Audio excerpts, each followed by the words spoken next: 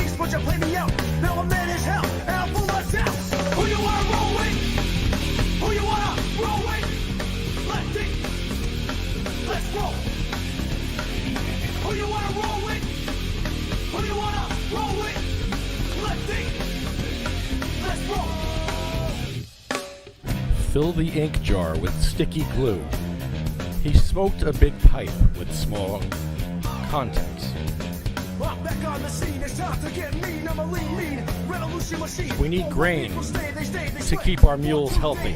Good as any day. Y'all feel slightly let's resist. Raise your fist and pump like this. Promises, Pack the records in a neat thin case. And you know it's right. Who you wanna roll with? Who you wanna roll with? Lefty, let's roll. The crunch of feet in the snow was the only sound. Who you wanna roll with? Lefty, let's roll. The copper bowl shone in the sun's rays. Boards will warp unless kept dry. The plush chair leaned against the wall. Bathe and relax in the cool green grass. Who you wanna roll with? Who you wanna Like that one. roll with? Lefty, let's roll. Who you wanna roll with? Who you wanna roll with? Lefty, let's roll. The kitten chased the dog down the street. There's one about hemp in here somewhere.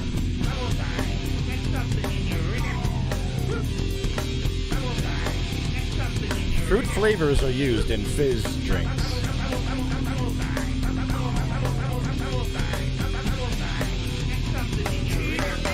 Who you wanna roll with? Who you wanna roll with? Lefty, let's roll. Who you wanna roll with? Who you wanna roll with? Lefty, let's roll.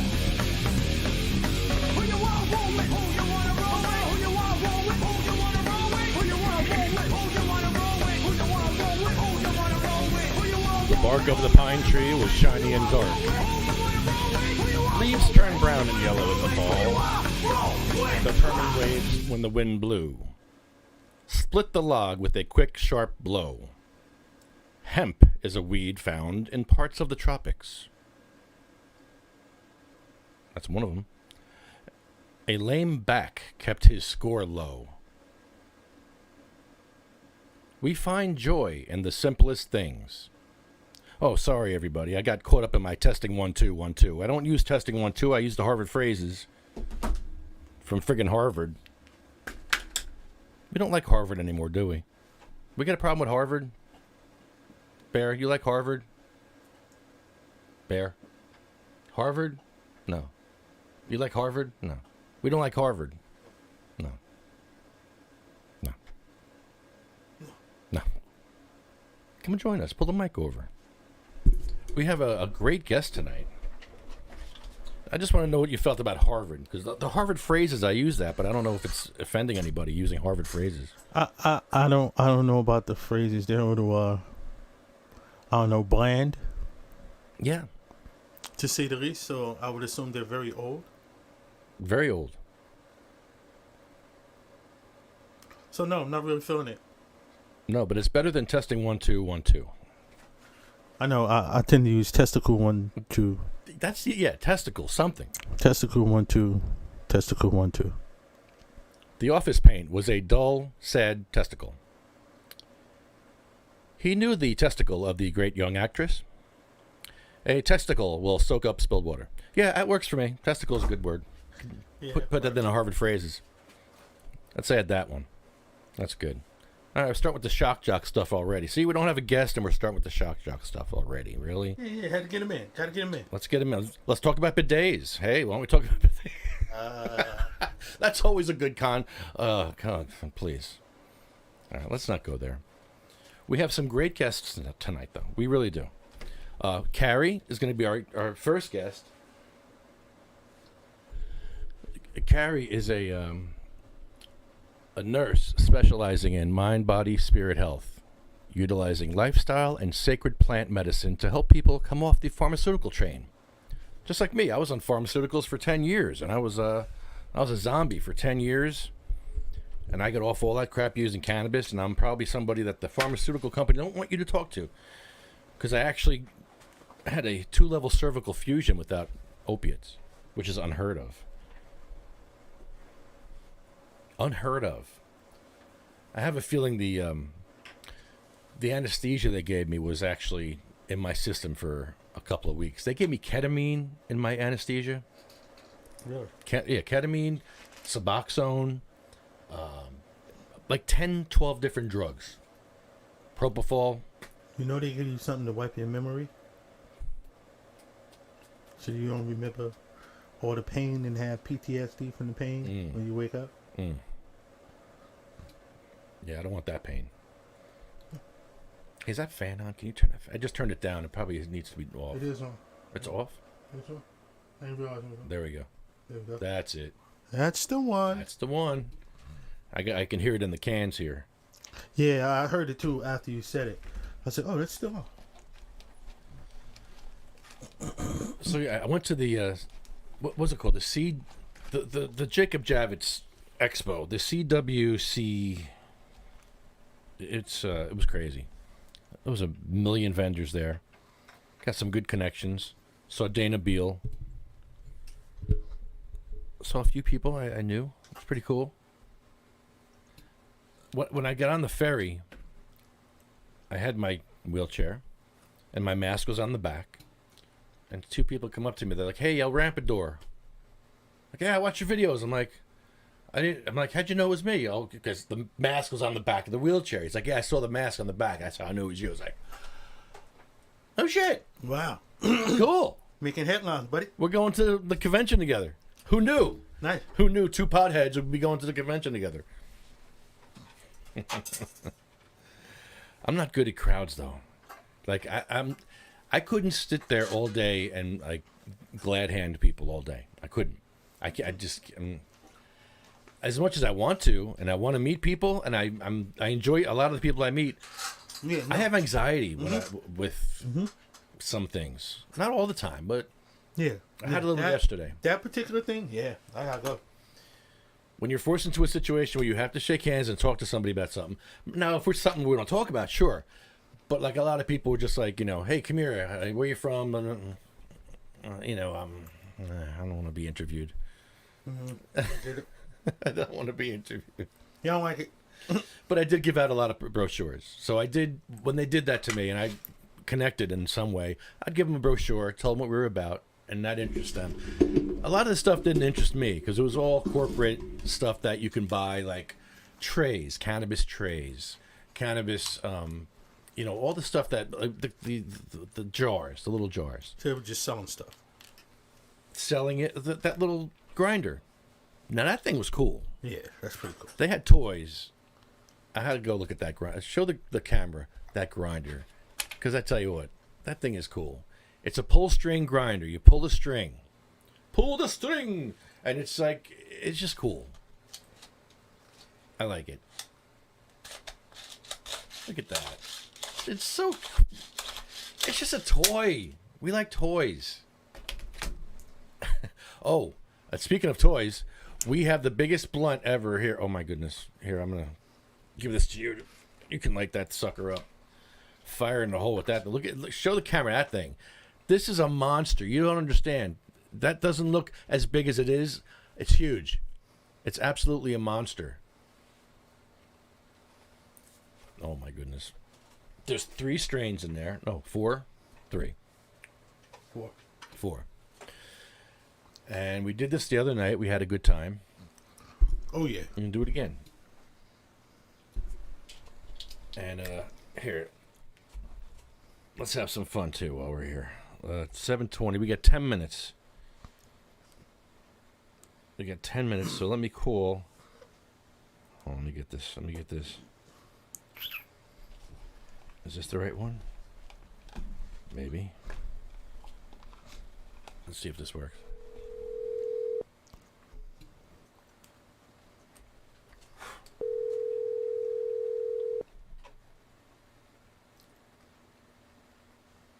It takes them a while to get to the phone.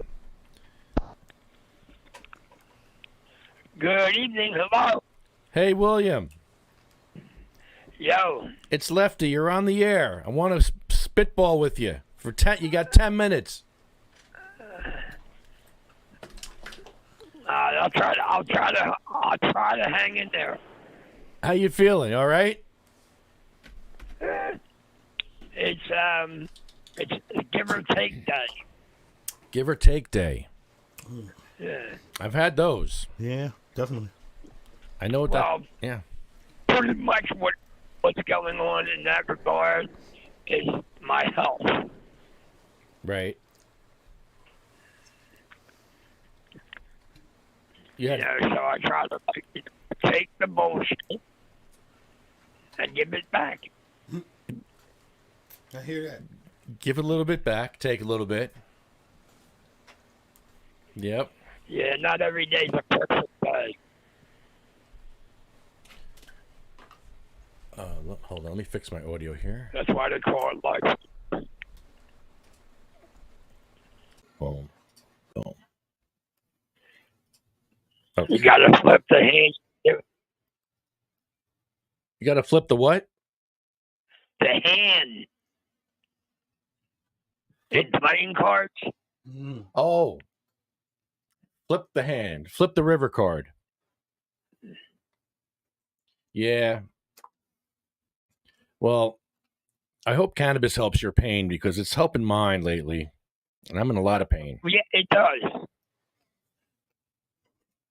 That's all I want to use. I don't want to use pills. And I know they want to give you pills in there. Well, you know, it's going to be a while before cannabis actually takes over as a brand medicine.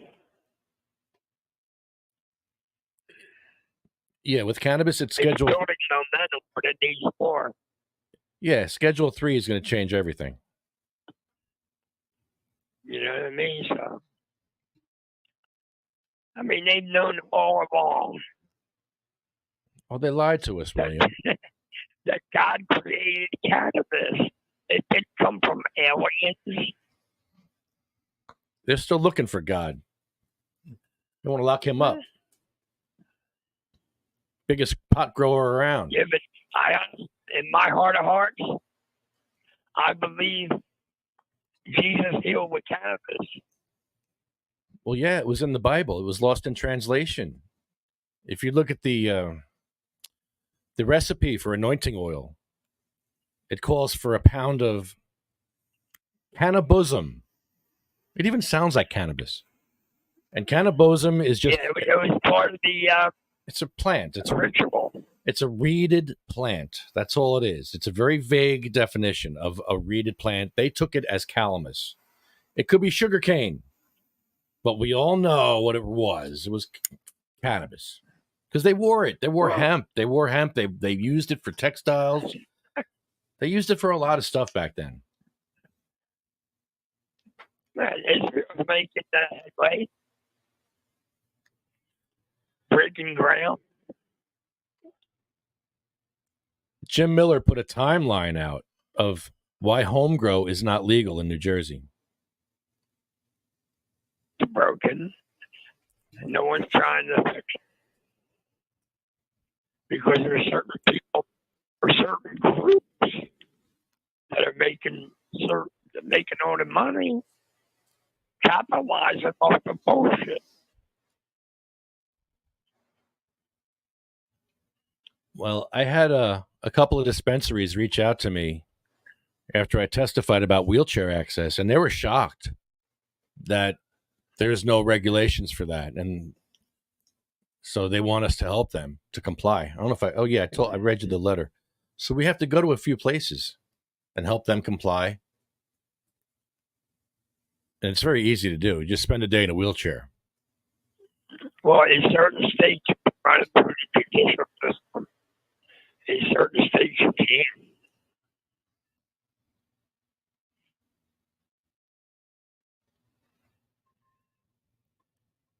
Yeah, so if you spend a day in a wheelchair, you'll figure it out real quick where the problems are. Pretty much. I mean, even in bathrooms, the bathrooms have So to how be was your big. day? My day was pretty good. Okay. Got a tool chest. I got an old. got a what? I got a tool chest to put all my tools in. Ah, there you go. I don't have that. I have tools everywhere. So I finally get to put them all in one place, which is amazing. I've never had that down here. You can organize now. Yeah, I have stuff in boxes. I'm like a hoarder. I'm a mess. I just hoard stuff. So I'm going through stuff, throwing stuff out, and I was starting to sort my screws. I'm like, no, I'm not sorting screws. I just tossed them.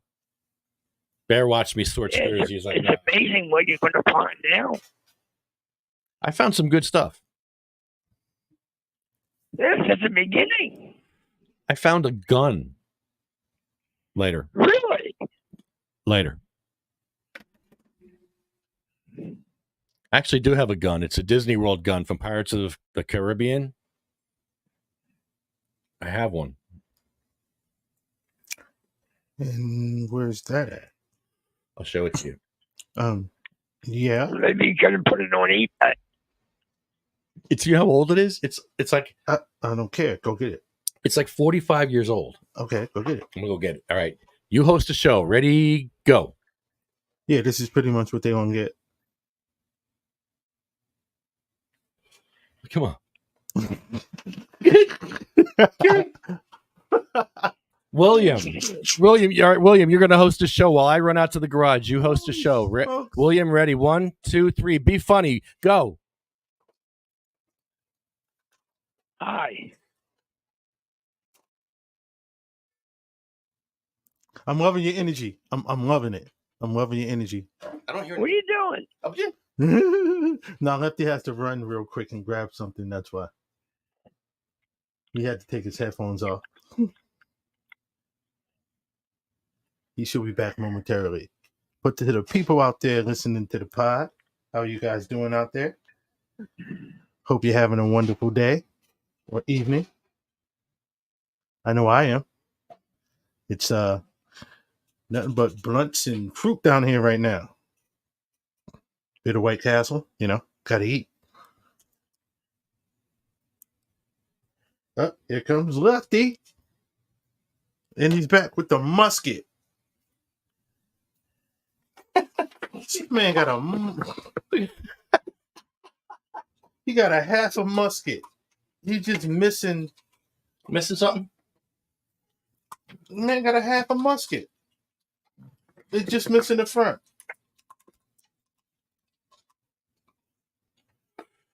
All right, William, I got to go. We'll catch you later, brother. William. Get out of here. William, can you hear me? He's going to disappear. All right, William, you could stay on with us. We're gonna jump to our guest here. I see her in the green room here. Carrie Lee, hold on. I'm gonna get to you right now. There we are. Hi. Hey, how are you? Great. Good. How are you? Awesome. We're smoking a huge blunt. I don't know if you can see it, but it's a monster. Oh, wow. That's like right up my alley. How are you guys? Oh, we're just getting going here. We're dealing with our pain. This is how we deal with our pain here. We're patients here. And I was on opiates for 10 years, and I used cannabis to get off all those pills that I was on. And it really helped me. It helped me after my all my surgeries. And I actually had a 2-level cervical fusion with using only cannabis. Wow. No opiates at all for that. Yeah. That's amazing. I believe it. I believe it. I didn't believe it. I've been smoking cannabis my whole life, and I didn't believe it. I'm like, wow, this really is amazing. Because I use cannabis suppositories, cannabis oils, tinctures, edibles. I feel every orifice was filled with cannabis. So, I mean, it worked. It was amazing, you know. And I had opiates ready. If I needed them, I would have taken them, but I didn't need them, you know. Yep. Yep. I feel you on that. I resonate with that story. Very not exactly like yours, but very, very similar in terms of pharmaceutical trauma. Experienced it myself as a patient before I was even a nurse. I was a recreational user for very many years before I studied cannabis as a specialty, you know, as a mean scientifically. And it's very similar. I was on over 10 different medications. A lot of them were psychiatric, and it's taken me It literally just came off the last two medications. Prazosin was the last one. That's for nightmares. It took a minute, but it's doable. It's definitely doable. So there's so many pharmaceuticals that shouldn't even be first line form of treatment, in my opinion. So I'm with you. High five for sure. I think since we may go to Schedule 3 now, that's going to open up a lot of things for big pharma to make that the first line of treatment instead of opiates, right? I mean, yeah, great, wonderful, but it's like, why them? I know. I'm sour. Yeah. It shouldn't. I think it should be off, like completely descheduled. Me too. They're going to destroy it. You know what I mean? So I don't trust them. No, there's good people advocating for descheduling, but it looks like we're going the rescheduling. It looks like that's how they're going to go. I don't know. I mean, like, obviously moving the needle forward is important, like the big picture, and I'm totally for it, you know, but I feel like when that first started coming out, I was like, wait a minute, how are you going to do that? Because, you know, as a nurse, I've been working, I don't work with it predominantly like with providers doing the medical certifications anymore, but there was never providers writing out a prescription that was illegal. The verbiage has always been certifying. You're certifying somebody is eligible to utilize it as medical, right? But like when you're now changing the verbiage to prescribing, you're putting on as a Schedule 3, it has to be prescribed now, right? So where does that leave the dispensaries at? Do you have to have a pharmacist there to dispense it? You have to train all of these prescribers how to actually prescribe it in doses, because I don't think everyone knows what they're doing with it. This is a big deal. So I'm excited for it, but there's a lot of work, you know? I don't know. In New I'm not trying to be Jersey- a negative Nancy on it, but I'm very sour when it comes to big pharma. I just am. In New Jersey, they descheduled cannabis, but marijuana is still Schedule 1. Get it? Get it? Wait. Great? That's What? not great. I know. Hold on a second. Wait a minute. Are we not talking about the same plant? You're just using slang versus like scientific name. I mean, Yes. Yes, marijuana is illegally grown. Cannabis is what you grow in a dispensary that you're taxed and all that stuff. So right. marijuana is the black market, the legacy. Okay. Yeah. So you guys are just referring to it that way. Okay. That's how they're doing it. That's exactly what they're doing. So I'm hoping the federal government doesn't do the same thing. Yeah. And say, oh, yeah, we're descheduling cannabis, but not marijuana. Yeah, that's ridiculous. I don't think that would fly. Because you know what? You know what? I mean, like this gets so big because it's like, and this is the problem that I have with pharmaceuticals. It's like, here's your prescription for XYZ, and you take this one time a day to blah, blah, blah. It's like that prescription isn't going to fit every single person.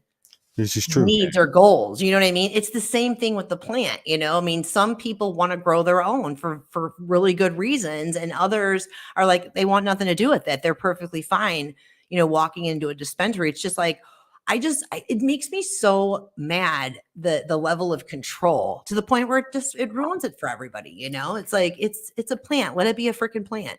You know what I mean? So I don't know. So I feel like I see that happening with psychedelics too. You know, I see that coming down the pike with psychedelics as well. So it's, you know, this is sacred medicine. This is sacred medicine. It's you know, not everybody wants to deal with it on a clinical level. You know, there's so many different other avenues you can take it, you know? So I don't know. Did I just take this off of a completely different track? I think I did. No, it's great. It's great. We need to talk about it. It's absolutely great. So it saved my life. I mean, cannabis saved my life too. It not just saved my physical life and my mental and emotional health. It brought me back to spirit. True. Facts. What was your question? My question was, like, in a sense, what caused marijuana to be illegal in the first place? Like the real thing, not what they said it was. I would love to know what that was. Racism. Clearly.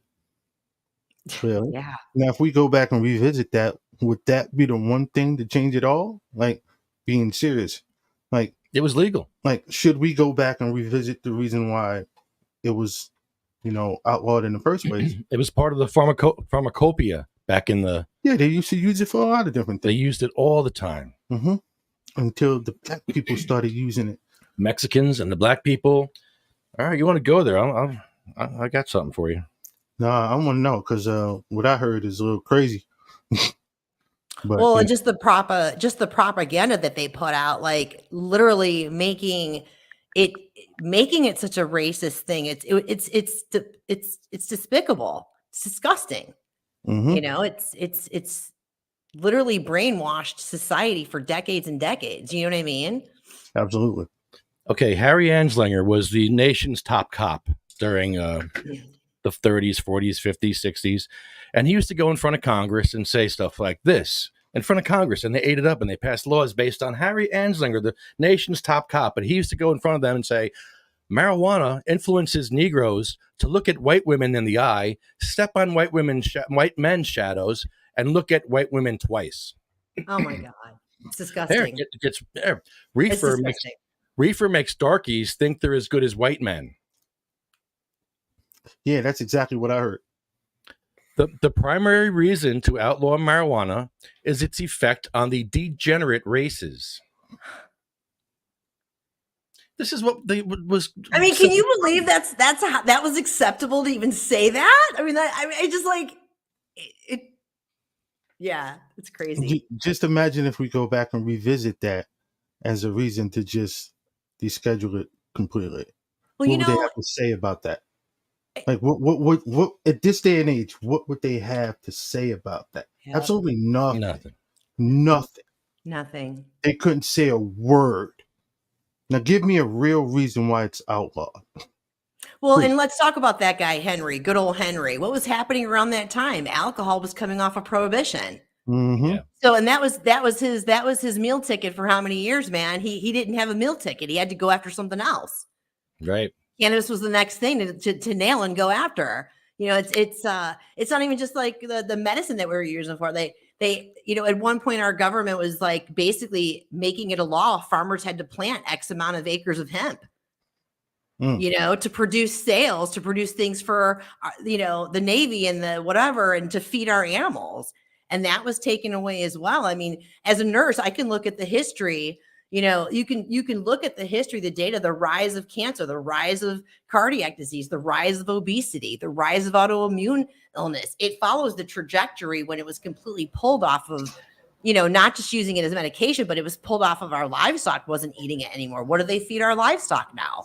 Antibiotics, garbage, filth, Trash, absolute freaking trash. And whatever those animals are eating, when you're consuming it, you're getting the same damn thing. Absolutely. So, I mean, let's get real, you know what I mean? And then for me, like, it's just like, I wish more people understood that history so they could understand how fear is used to control. It's no different today than it was then. Absolutely not. It's no different. Absolutely not. In fact, it might be a little bit more heightened. God, I'm all fired up, you guys. What's going on? Yeah. I like it. I love it. I love it. It doesn't end there. It gets worse. It says marijuana leads to pacifism and communist brainwashing. Look at that. Marijuana is the most violent drug in the history of mankind. Colored students at the University of Minnesota. Not the coloreds. Oh my gosh, I'm so embarrassed for those people. The way Colored students at the University of Minnesota partying with white female students, smoking marijuana, and getting their sympathy with stories of racial persecution. The result of that is pregnancy. Not the coloreds. I can't take it. That's quite comical. Most marijuana smokers are Negroes, Hispanics, Filipinos, and entertainers. Whoa. Wow. Just them? You smoke a joint, you're likely to kill your brother. When did that happen? Marijuana is an addictive drug which produces in its users insanity, criminality, and death. I've done none of those things. So yeah, that's why cannabis is illegal, because of that jerk off. And his buddies like Hearst, who wanted the hemp was cutting into his his paper business. DuPont was also part of Yeah. it. He wanted to make nylon instead of using hemp. That's Mhm. usually what it is. It's usually boils down to money. So rich people got him. Got Totally it is. usually boils Follow down the to money, follow the trail. Mm-hmm. Mm-hmm. And Anslinger was just the, just go out there, Harry, and Yeah, spread just- some propaganda. All you gotta do is follow the pot of gold. hmm But yeah, Anslinger got paid by those rich guys. Yeah. So it's scary. It's scary is. because a lot of people don't know this. And when you bring these things up, it's like, whoa, Mhm. you didn't learn that in history class. No, you certainly didn't. They'd never bring that up. I'd love to bring it up in a meeting. Mm. That'd be hilarious. Mm. What do you mean? No, look it up. Yeah. I'll wait. You gave me 1 minute, but you can take 30 seconds up to go look. Go right ahead. I got 1 minute to speak, Mhm. and half of that is introducing myself. Yeah, right. Yeah, right. Jesus Christ. Jim, did you get to testify today? Because I was listening. I didn't hear you. No, I wasn't called. But you weren't called. What? You should have jumped in there, man. Yo, what? No, it's like actually what happened is they had it in the small the committee room right where you walk in. It's like straight down that hallway, not Oh, back God. They down had behind. crunched up. Oh man. So there's like 44 seats in there. 40, and I don't think they were letting anybody or hardly anybody stand because there isn't really any room to do that either. So apparently there's an overflow room for people that don't realize you got to get there a half hour early to avoid any of this, And I was there plenty of time. I registered as president of Sativa Cross, and because I assumed Michael Brennan and somebody else would be there from the coalition, and I didn't think you'd be there, so I thought, well, if they were going to try one person from each group, that wouldn't happen.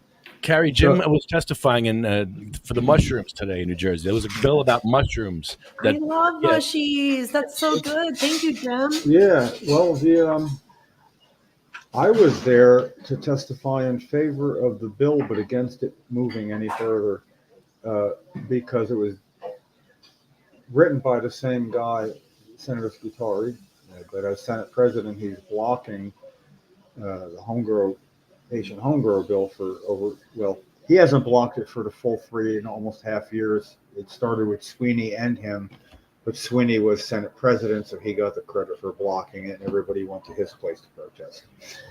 But now it's Senator Scutari, and like a lot of people don't know that. So I had a quick version where Senator Singleton wasn't there either, and he's the one that wrote the bill. So I thought, wow, I might have Vitelli, who asks for this bill to be posted in this committee. He asks Senate President Scutari, if I post this bill, you're not going to take it down. And it's coming down. I'm not letting that be heard. So you can continue to maybe grow to be at odds with the Senate President by insisting, and it still won't get done. So, it's expendable in a lot of legislators' minds. And I knew that Joe Vitelli would like what I was going to say, because they said right in the beginning that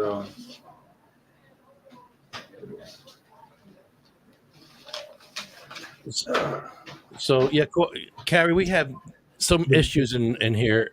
I saw Scutari in the hallway, and I was in my wheelchair, and I asked him about home grow, and it says, you wouldn't even have medical cannabis if it wasn't for me. And he ran up the stairs. that's that.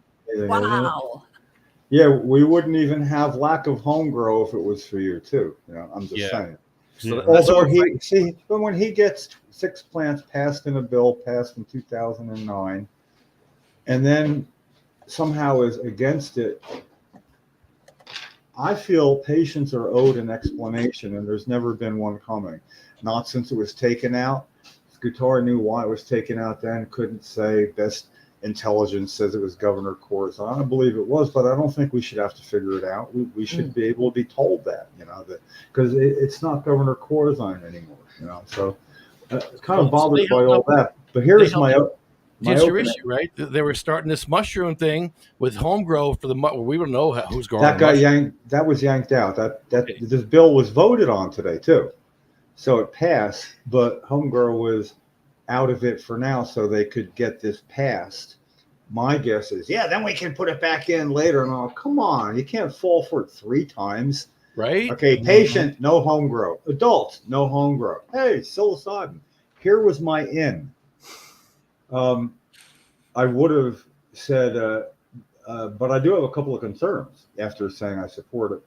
That, the bill itself says the legislature further seeks to develop a long-term statewide strategic plan for ensuring that psilocybin services become and remain safe, accessible, and affordable treatment for Not people like aged cannabis.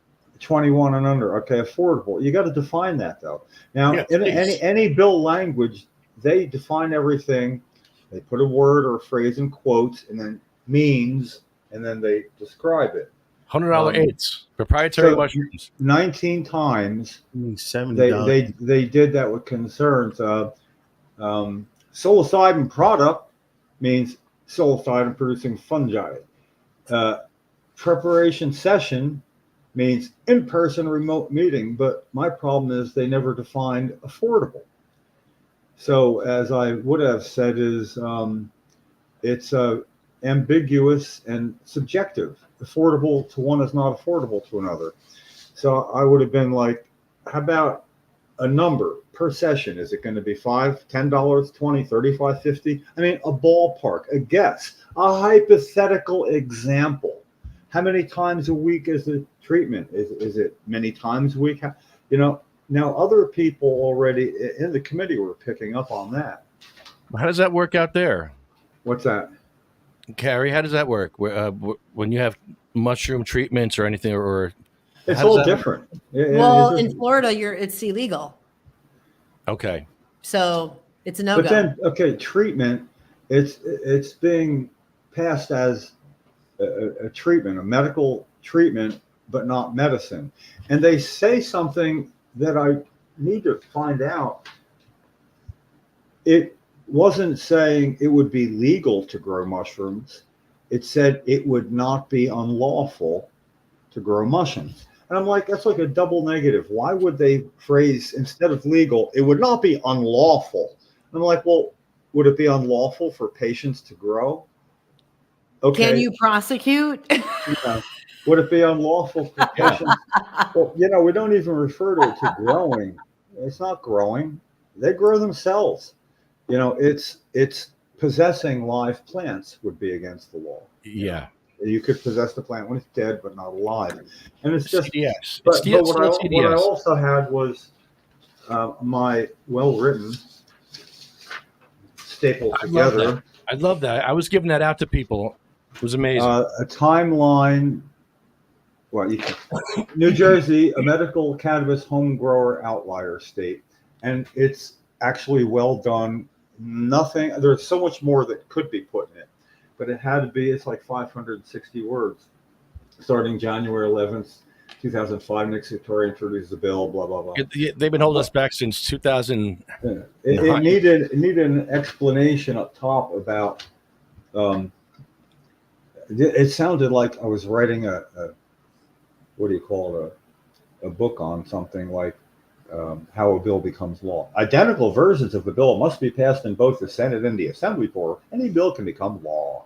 If either legislative chamber amends an otherwise identical companion bill, the bill must then be amended identically in the other chamber as well before it can be signed in, because that's what it's all about. It's somehow, oh wait, it has a different bill number. It's the same bill. Well, why would that matter? So when it got changed in the Assembly, blindsided, 10-minute warning, no time for the committee to discuss it, and then they had a vote, and they passed a bill that then didn't have home grow. Now, on the way out, Senator Singer was there. He's a Republican. He had actually good questions. He has his reservations. And I thought, on the way out, I walked out behind him and another senator, and this is like 15 minutes after the meeting concluded, everybody's doing stuff, and I happen to be coming right behind him. Senator Singer. He turns around, and I have these with me. I said, you are going to be really interested in this. And the other senator turned around like he wanted his, and then they looked at it, and he looked back and he looked at it. And in passing, it was fun because I said, yeah, I know you wouldn't remember. We've crossed paths before. It was in 2007. I was running for the 10th Legislative District Senate seat against Andy Cecil as a libertarian. And we were both in Comcast to do a Newsmakers 5-minute thing. And you were coming at, I didn't care if he could remember me. I wanted him to think, okay, he's running for, well, yeah, 100 signatures. How else do you get heard? And it's free. And I was a one-issue guy, only medical marijuana. No matter what I was asked, I could bring it back to that. It was like real easy and fun. But what happened is, in looking at this, I said, listen, I got a card. Yeah, give me your card. Because he could get back. But he's a co-sponsor, was a Republican co-sponsor of this bill last session. I'm pretty sure he is this session. It has Republican 5 co-sponsors and only 3 Democrats. Well, wait a second. That sounds like Republicans are leading this issue. I think he's like, hopefully wondering if it's time for a minority Senate member to really press Guattari to post this for hearing. Because the idea that it was 15 years ago today that chairman of the Health Committee, Conway, unexplainably and unexpectedly took home grow out. 15 years ago today. D-Day, 80 years ago today. It's sort of like, but it's been that long. And Nick Scutari did promise after it got Yankee, he's like, we may have to compromise, but we can always come back and visit home grow provisions after the program's up and running. Same thing he's telling adults now. No, for adults, home grow once the program's up and running. And I'm like, don't fall for it. He's going to pull that football away when you try to kick it. So it's really odd being prepared. It really didn't count for anything. On the other hand, I got to wonder why it was in such a small room, because they knew there'd be some people there. So a whole lot of people couldn't fit in, and apparently they had some overflow room where perhaps you could at least hear, but Chris Goldstein didn't hear his name called. Andrea didn't hear her name called. Michael Brennan didn't hear his name called. I did. I'm sitting there like, now me. No, now me. No? What a bunch of crap. What's that? I was waiting to hear you. At the end, I mean, it wasn't like real loud, but when it was all done, I turned around and I saw, I think Michael was walking in the door, and I went, I didn't get called. I didn't get called. I mean, next time when it's like, who are you and who are you with? I'm just going to say, I'm the longest running medical cannabis advocate in New Jersey. I've been doing this before most of you even entered politics, because I started doing this in 1990. And it's almost impossible to have started then because there was no medical marijuana law anywhere. The federal one was an investigational new drug program giving tins of marijuana. Oh, they closed that. California hadn't done anything in years. So I mean, basically I pushed a wheelchair across the state with a sign on it, medical marijuana for multiple sclerosis, in 1993. I've been there the whole way. When I say what happened in that committee here where it got pulled out, it's because I was there. I've been there through all of it, and now I have to have this history lesson ready to hand out wherever I go. I did have the pleasure of tabling for Coalition for Medical Marijuana, which surprised them. I'm never the tabler. I'm not the guy up front. That's Ken. And I'm not much of a policy wonk, and I'm not as tactful sometimes. But to be able to hand this out, what I have there, to anybody walking by, a take one thing, where they could see what it was, and I don't even need to talk to you if you want to take one.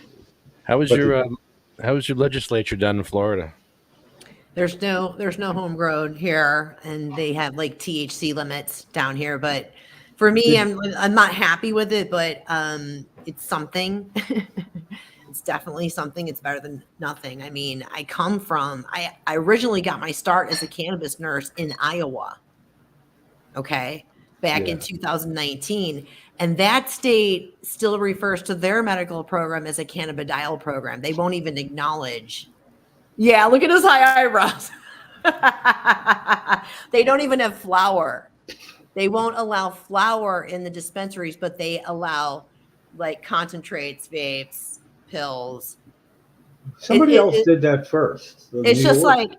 like, and there was like 5 dispensaries in the whole state. Like it took me 2 hours to get to one dispensary one way. Like it was absolute insanity. I couldn't believe. I was like, oh my God.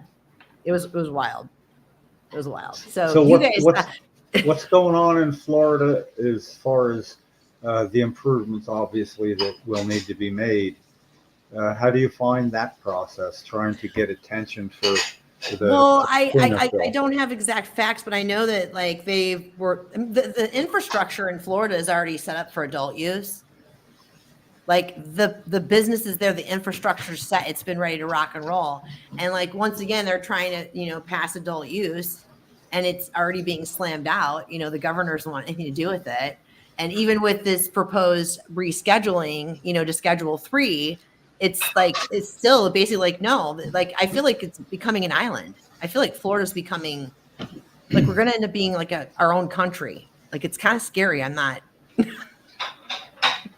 Yeah, it's looking that way, isn't it? The Schedule 3 thing, though, it's not Schedule 3 now, so they can just like duck that real easy. Right. But when it does, we get to say that according to the same federal government that fought the war on drugs from the other side, that we Right. fought, the DEA dragged kicking and screaming, but they are going to have to go along with it.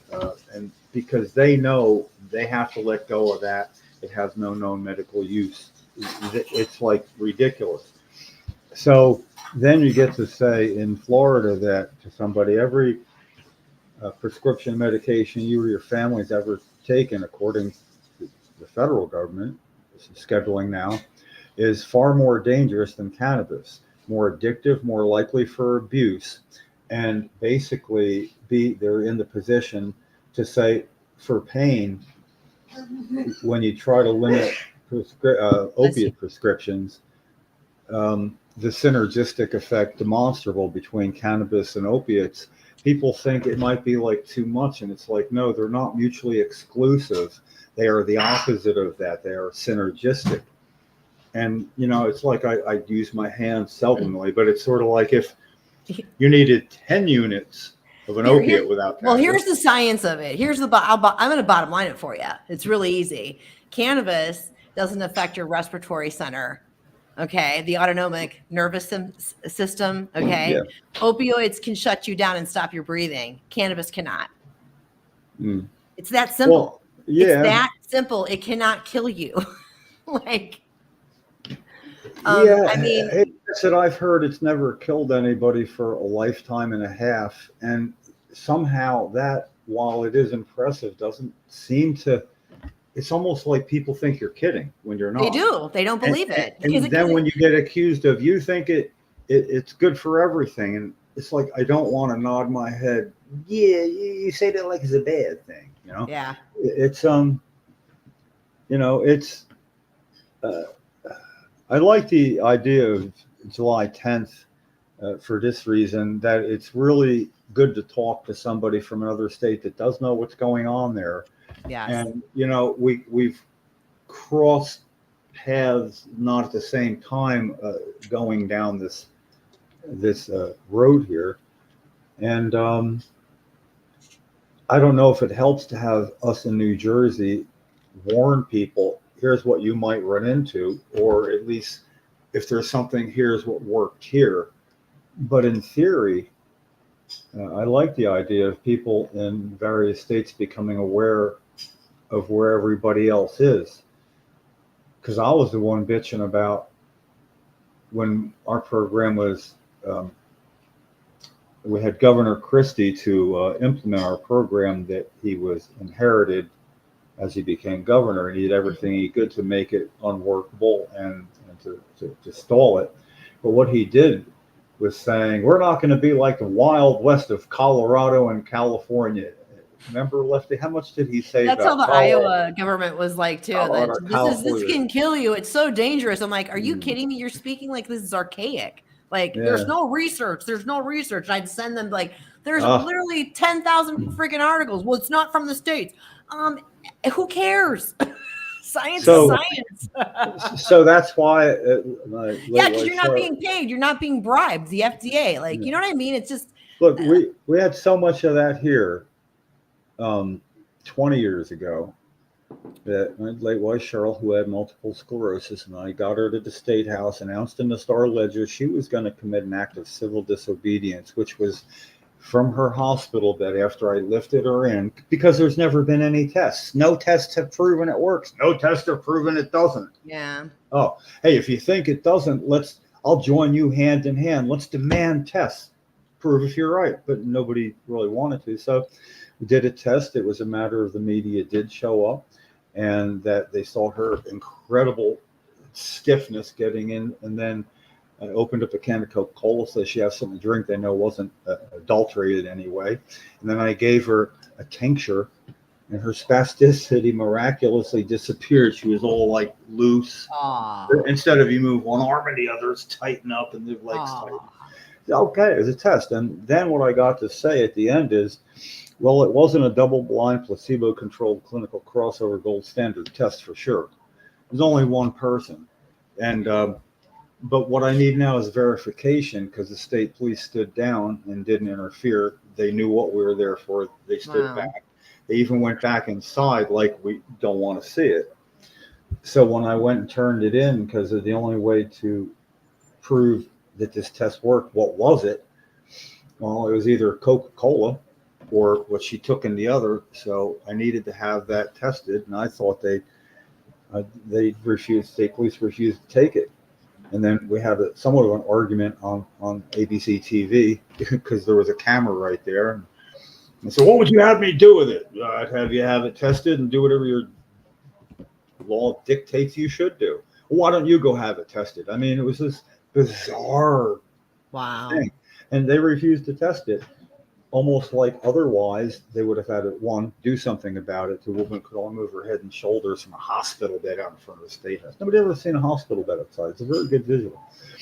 So in Florida, you're somewhat past that, like you're saying, though you're still going to hear about there isn't any real test. Oh, I mean, the governor's already made, like, like in response to the potential rescheduling, he's already said, well, we're going to reject it. The state of Florida, it's dangerous. We still consider cannabis dangerous. We're going to keep our medical program exactly as is. There will be no adult.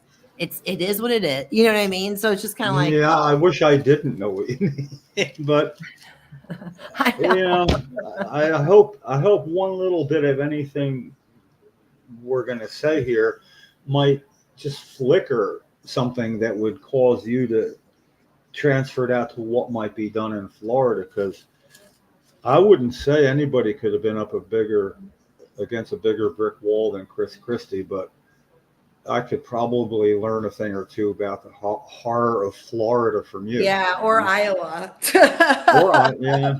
I mean, I'm gonna be really transparent. I don't work this as an advocate dealing with politicians. You can clearly see how fiery I am discussing it with you. I don't trust myself.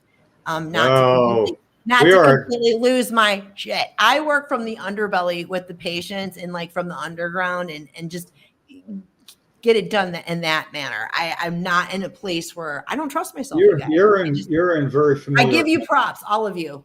You're dealing with a bunch of vipers. I had to work on Lefty over especially the years of the podcast, trying to bring him a little more like, that's not going to work with legislators. No. I was a bigger jerk than I am now. Still a jerk. Actually, the thing is, you're a self-aware jerk, and there's a big only a little bit. Hey, if you can say that about yourself, you're my kind of person. I mean, I like to say, I love that. I like to say I'm wrong. I am wrong more than anybody I know once. I'm wrong less than most people I know twice. Once you get by the fact I was wrong, I didn't have the information, I presented it with way too much like venom or something.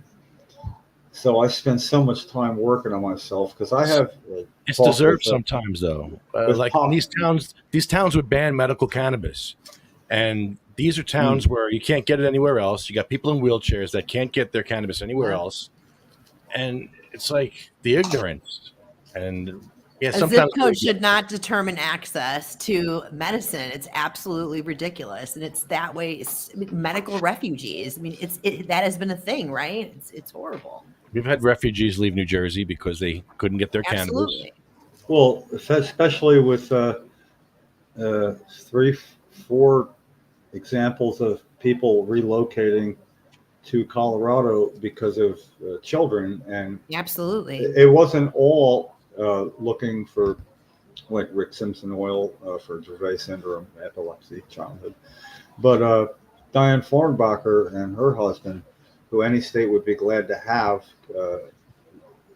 and in their state, because a division of Youth and Family Services came to the house. Bingo. Because they talked about hemp in school. Yep. And that was it. That was like, you know what? We're going to migrate. We're going to vote with our feet. And they There did. were people being arrested, losing custody of their children in Iowa over CBD, just hemp oil So, for that. So it's like, that's ridiculous. It's just, I get you. well, maybe you can understand my upcoming We Were Right tour. There's people in New Jersey like the former head of health, Dr. George DiFernando, who said that there's something already available in prescription medicine for everything that's said to be helped by marijuana that works better.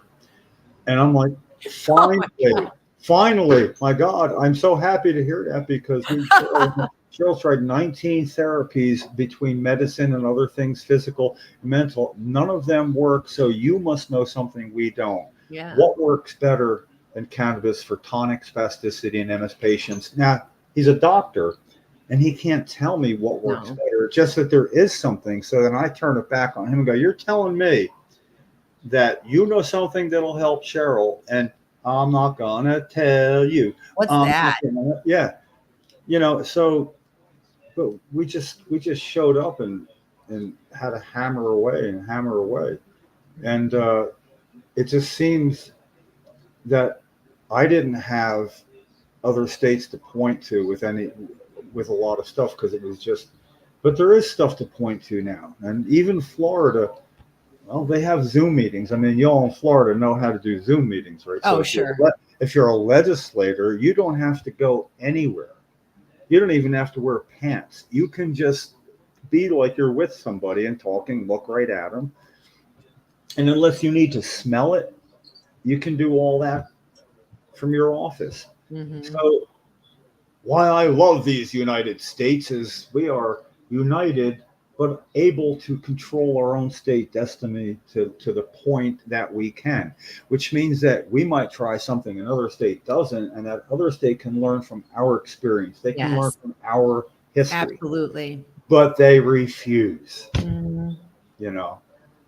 It's almost like they're impenetrable. But I have this discussion, Lefty, with Paco, and how when it comes to it's not going to work.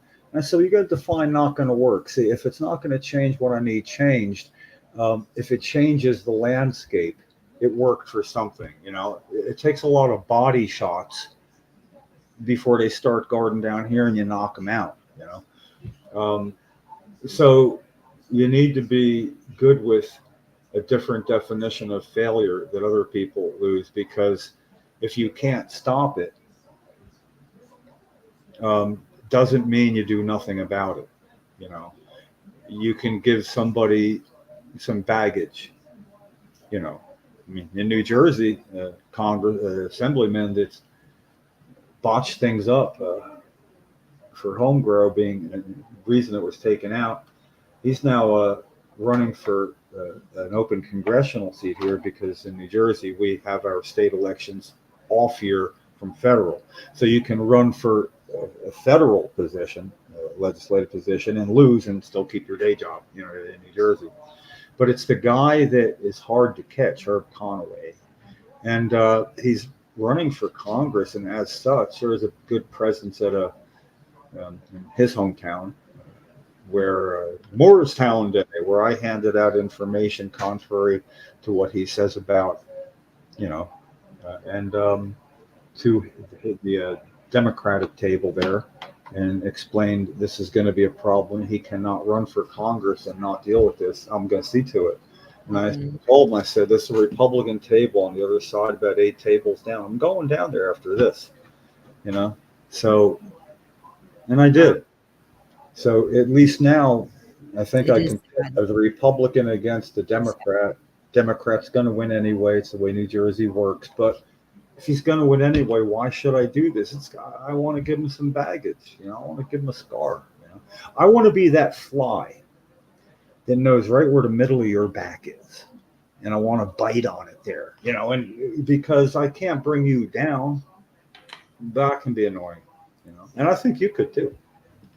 You don't want to lose that passion and that fire, but I think Lefty and me, and you already apparently have learned. Honestly, like, I just don't, it's not even that, it's for me, it's just like, I have zero respect for politicians at all. I have zero respect. Yep. I don't trust them. I don't know one single politician that actually makes decisions or choices for the betterment of everyone. So for me, it's more of a, it's more like, I feel like I'm protecting the movement, because I feel like if you put me down in front of these people, I'm going to tear them up, and it's not going to move the needle forward. Yeah. I don't want to be like one of those people that's like, putting things back. Like I said, everybody has their ways of, there's ways to blend forward, it. I picketed a congressman's house where he lives with Cheryl's the memorial wheelchair after she died, Frank Pallone, 1175 Ocean Avenue. And this was right after the Patriot Act, about a year after, which there was, they're going to get stopped for sure. First of all, I don't care. I mean, I was in that kind of frame of mind because, life was giving me what it gave me. And, I wanted to get knocked down, because then you get that, did you see what he just did? That sort of thing. When you're the hurt party, you don't have to be angry. It dilutes your potential effect. Right. Being that person that, and when you have somebody like Cheryl as your show and tell, we breezed through stuff. We opened doors that otherwise couldn't be opened. I think that's awesome. So and that's your gift. That's your gift, and that's your talent. It's to be able at one point to run into our Republican leader in the state, Tom Kean Jr., Senate in the minority in New Jersey, and he ran for United States Senate, and he was bad on he wouldn't talk about medical cannabis in the state. Now he's went on a beach walk, where he announced, and he's going to be at Loveland. He's going to walk on the beach and meet people and talk about his candidacy to become a United States Senator. So I showed up with Cheryl's memorial wheelchair, looking pretty good, beach shirt, long pants, bare feet. I'm pushing this empty wheelchair up to where he was talking to a crowd of people, and everybody was kind of looking at me, and people making notes, like reporters came over to talk to me. And then when I went to talk to him, he said, I don't have time to talk to you right now. I'm here meeting people on the beach. And I go, we've never met. Hi, I'm Jim. You got 30 seconds? I got a tape recorder. And he just ghosted me. He just walked off to do what he had to do. Oh, I walked off with him. So we walked up to a blanket. I was like right with him. And he started with, hi, I'm Tom Kean Jr. I'm running for United States Senate. And then I'd go, oh, hi, I'm Jim Miller, and I'm obviously not with Tom Kean Jr. So 6 people on a blanket looking and listening to me. I kid you not. He's still talking to them like a robot that didn't, without vision. I was embarrassed for him. I didn't let it stop me. I felt a little, then I did it again. And I could have done it forever. So I thought, I'll show you something here. I'm going to give you your, I'll bet your wish I would stop doing this, and I'm gonna grant that wish, but you got to be careful what you wish for, don't you? And I went walking off, and then he talked to that blanket, and I went walking off, handing out stuff to everybody on the beach who wondered. And then the moron comes up, going to blankets where I've already poisoned the water. And then one guy's like, "My father died of cancer. Where is he?" And I'm like, "He's about 100 yards away." See the guy in the rolled up sleeves? Yeah, that's him. And this guy stalked on off, and I'm like just watching, feeling proud of myself. And you could see the body language, and he's doing like that and everything. But then he looks down at me because I'm in his line of vision, and I went and walked off. And I went to the train station where he was due next after that beach walk. He's going to finish off at the train station, shaking hands. And I went down there 15 minutes early. 5 minutes later, a black SUV rides up and rides right back out. So, yeah, what did I get, though? I didn't move the needle. I didn't move the goalposts, not one little bit. I want to be the guy that can do it good, like, and same as Lefty does it more and probably to a better effect than me. You don't want Lefty to be on your ass, you know? You don't want it. People are more. We need people like you. I mean, the movement needs people like you, and they need people, and they need people like me to work with one soul at a time and teaching those people about the endocannabinoid system and teaching them how to use the medication and how to question their primary, infiltrating the medical system from the underbelly, I know how we could help you and give you an idea. When people need to communicate with their legislators, their state legislators in their district, they're put off a little bit. How? And what I've done for a couple of years now is I will write a letter for a constituent where they write the second paragraph. I might have 3 short ones. I say, whatever you want for the second. Right. It's personal to you. Yeah, like template. And then if there's anything you think that I don't have right, you don't like, or you want to change, we'll deal with that. You get the second paragraph. But then I also handle the lack of return or the return. And then what happens is they get a much more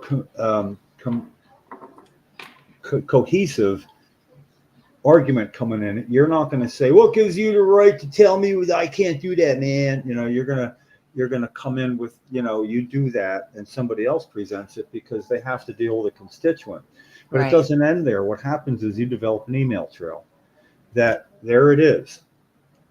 So eventually it's like, listen, like with Jeff King here, he's having a thing with a Facebook with a legislator.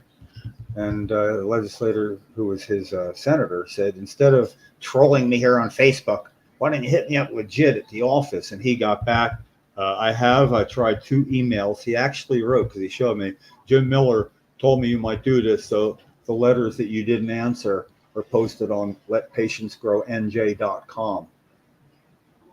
He got a call back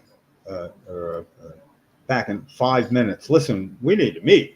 Because he went and saw, holy crap, I look like a jerk now doing that, because anybody can go over to, it's on my Facebook page, because everybody saw that. It takes so long, but it looks like it's going to take a while anyway. Maybe you'd be good at reaching out. You'd be the person for the job to help people do it. And I'm not good at keeping track of things, so I really should have been funneling everything I got to somebody else. But you can use your passion to do that, and it's kind of fun. Now, I live with my better 2/3, and she's a little too old, and so am I for her to be my girlfriend. But for about 15 years now, and she's a constituent of one Herb Conway, the bad guy.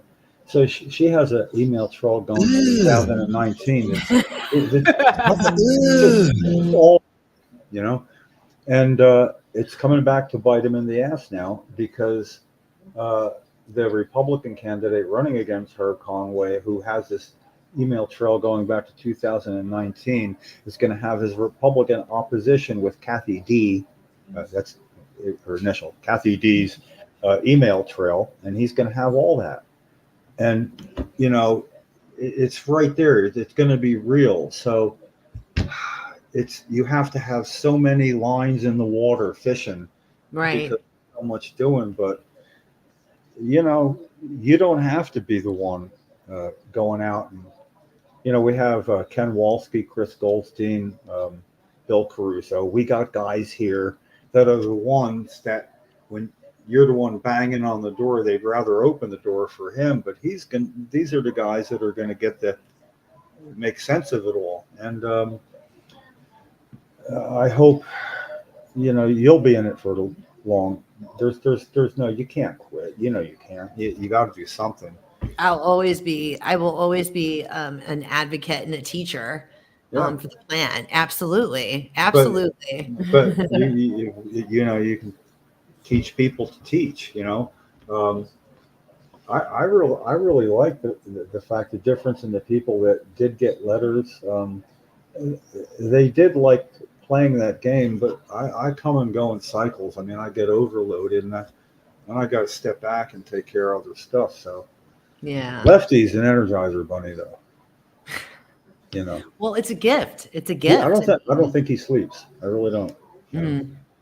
That was funny, Lefty, when you were talking with Sue, going to the Jacob Javits Fair. What was that you went to? Did you make it there? The expo at the Jacob Oh, Javits. how was Center. that? It was great. Yeah, but it was like, she's like, what time do you want to meet?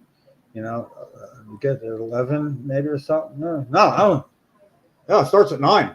I'm going to meet like 8 o'clock. I'm going to be having my sandwich at 6:30 in the morning. my little morning stuff. And she's like, we're not the speakers. We're not.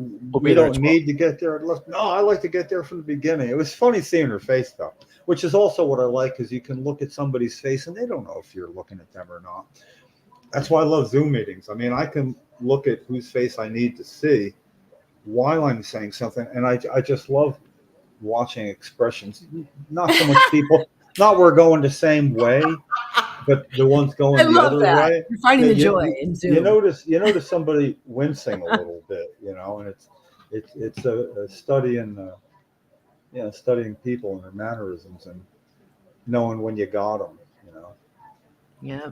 So I brought my wheelchair, and I noticed they had some issues where they had very heavy doors at the ferry, and very hard to open those very heavy doors in a wheelchair. I was surprised they didn't have any buttons to push. Wow. Yeah. That's horrible. Did you find somebody to straighten it out? No, there's a sign on the wall that says, any problems with disability access, call this number. So I guess a lot of people have complained about it already. Yeah, a lot of people probably complained about calling the number and nobody being there, or not really service, or they couldn't understand and offer it. But I try not to get too jaded too, because somewhere there's somebody that really wants to help but can't, and we don't know why. It'd be like being a cop and all of a sudden marijuana comes along and you're the one smoking marijuana. Do you keep being a cop and arresting somebody, or do you quit being a cop? Or right. And I knew a guy that had that problem, and I go back that far, and he just waited for, he never ever had anybody. So I never had anybody, but I never busted anybody for pot. It got noticed at the station. It was state police. He said, but there's always somebody who's an asshole, and you find pot on him, and that's it. I got one, not because he smoked pot, because he's an asshole about it. Yeah. And but there are legislators like that. Maybe there's a guy in New Mexico who ran for Congress and got elected on not being that guy. He was not going to go along, and he didn't. And he never got a bill passed.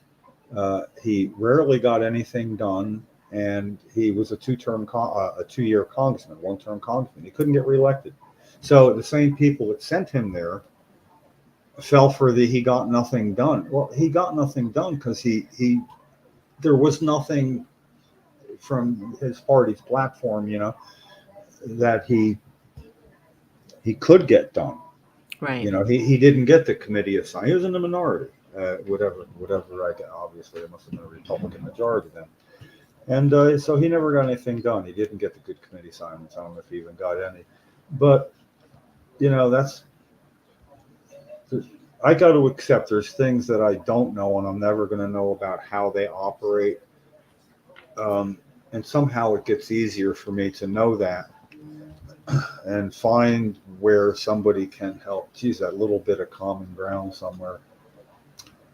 No guarantees, though. I mean, I would like to make a comment about, there was a person that made a comment that they were so sad that medical providers, prescribers don't even want their patients to use.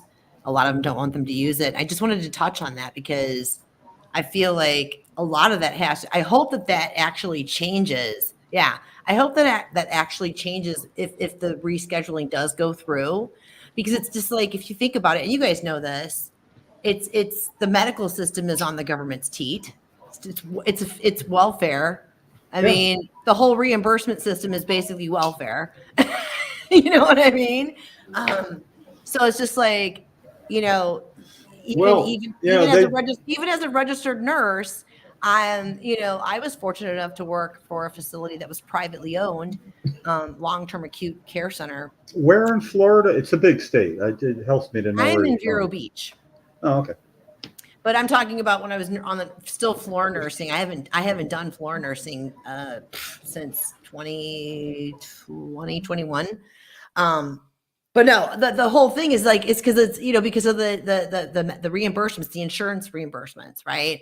It's like the doctors can't even discuss it, because if you don't follow the rules, the government's rules, you're going to lose your meal ticket. You're not going to get reimbursed. It's the same thing with staffing people with medical cards. I can't tell you how many nurses would come to me like, how are you getting away with this? How are you? Because I'm like, you know, I was fortunate enough to work for a facility which they were like, hey, you're a medical cannabis patient, you're following the letter. Great, wonderful. Well, so I would speak publicly about that. You know, in Iowa, I made sure that, you know, legally the Iowa Board of Nursing could not, you know, have any type of recourse towards my license, right?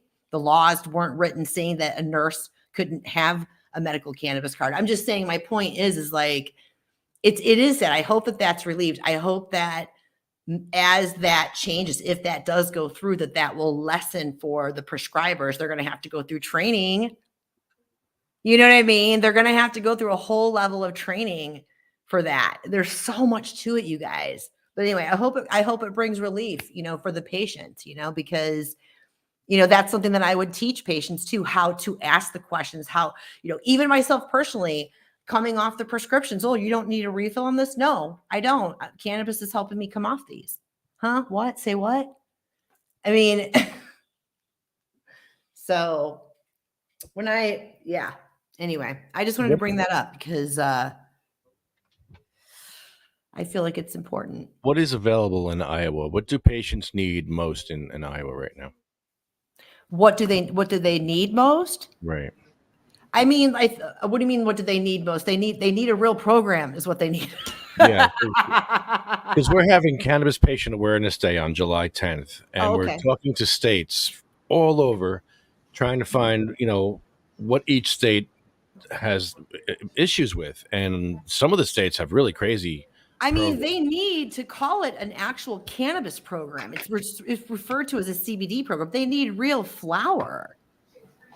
They need. Hell, we got a marijuana program.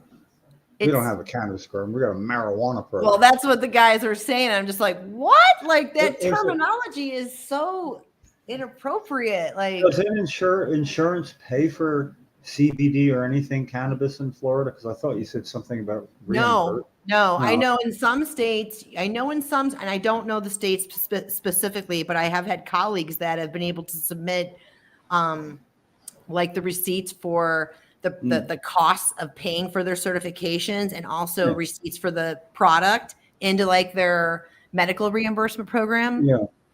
You know, but it's a state by state thing, which it's not fair. That's not fair. What about one of the biggest concerns my, you know, patients that I was working with would be like, well, I'm traveling. How do I know what state I can travel with my medicine in? I mean, this is serious. You know what I mean? Like it's a shame you have to live in fear. It really truly is a shame. It really truly is. I mean, even when I was on the planning stages of where am I relocating from? You know, leaving Iowa, where do I want to go? You make no mistake about it. I wasn't even going to set foot in another state that didn't have a real program. I mean, and this Florida's program isn't the best by any means, but it's something. Do you know what I'm saying? So, but that was a driving factor, as it is, I'm sure, for many people. It's like once you experience healthy living, once you experience relief from pain, any kind of pain, I don't care if it's emotional, mental, physical, whatever. Once you experience that from the plant, there's no going back. And people just get to that place where it's like, I'm going to do whatever it takes to get the medicine. You know what I'm saying? So yeah, it's wild. I feel for Iowa. Like I said, there were only 5 dispensaries when I left that state in 2022. And just my own personal experience, it was 2 hours one way, you know, to get a vape cart.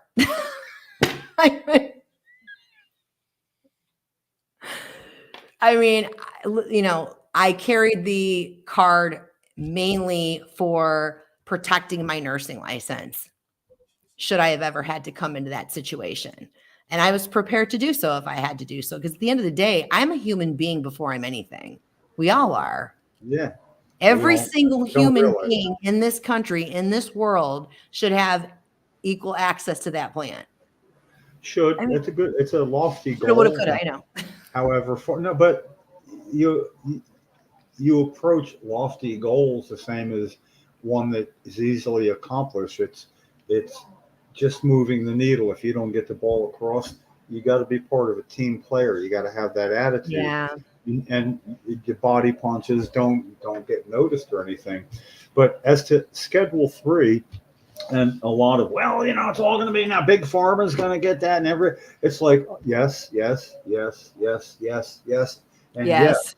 But will it be better than it is now? Because we're asking people that this can help. Well, how's Schedule 3 going to help? Medicaid. Yeah, That's huge. Medicaid, that is huge. That's federally subsidized. That and is huge. They will allow people's Medicaid programs to pay for it, which is going to be the first program that probably will be able to pay for those who can afford it the least, and some of them need it the most. So, you know, that it's going to do that. And yeah, the studies and all the other things that can happen. But mostly I just want to jam it where the sun don't shine, that now this is safer than all the medicines you're taking. They're Schedule 2. By definition, not a little safer, far safer. Yes. That even within that, at that scheduling, cannabis is at the bottom of the harm list. I mean, it gets its due recognition in Schedule 3. So I just would say for a lot of cannabis activists I know, what's the bother? You know, you got to smell the roses too. You can't just get them and move on. Yeah. It's like, it is better. And you got to enjoy it. And am I the only one that notices how much fun it is to drive without puckering up every time you see law enforcement because you have some cannabis somewhere? Yep. We could have 6 ounces on the dashboard, running down interstate, waving at a state trooper. Well, maybe nodding so you have 2 hands on. Yeah, hands off the wheel, inattentive driving. Yeah. So at least when I got stopped by a state trooper. And she approached the car. We started dealing with, she thought I was on suspended licenses, suspended registration. It's registered, just not in my name. It wasn't my car, in other words. So anyway, we got that straightened out. But in the course, I go, so can you smell marijuana? She goes, I was going to say something. I go, yeah, you can smell it, right? Yes, I can. I go, well, I'm a patient. I got my card.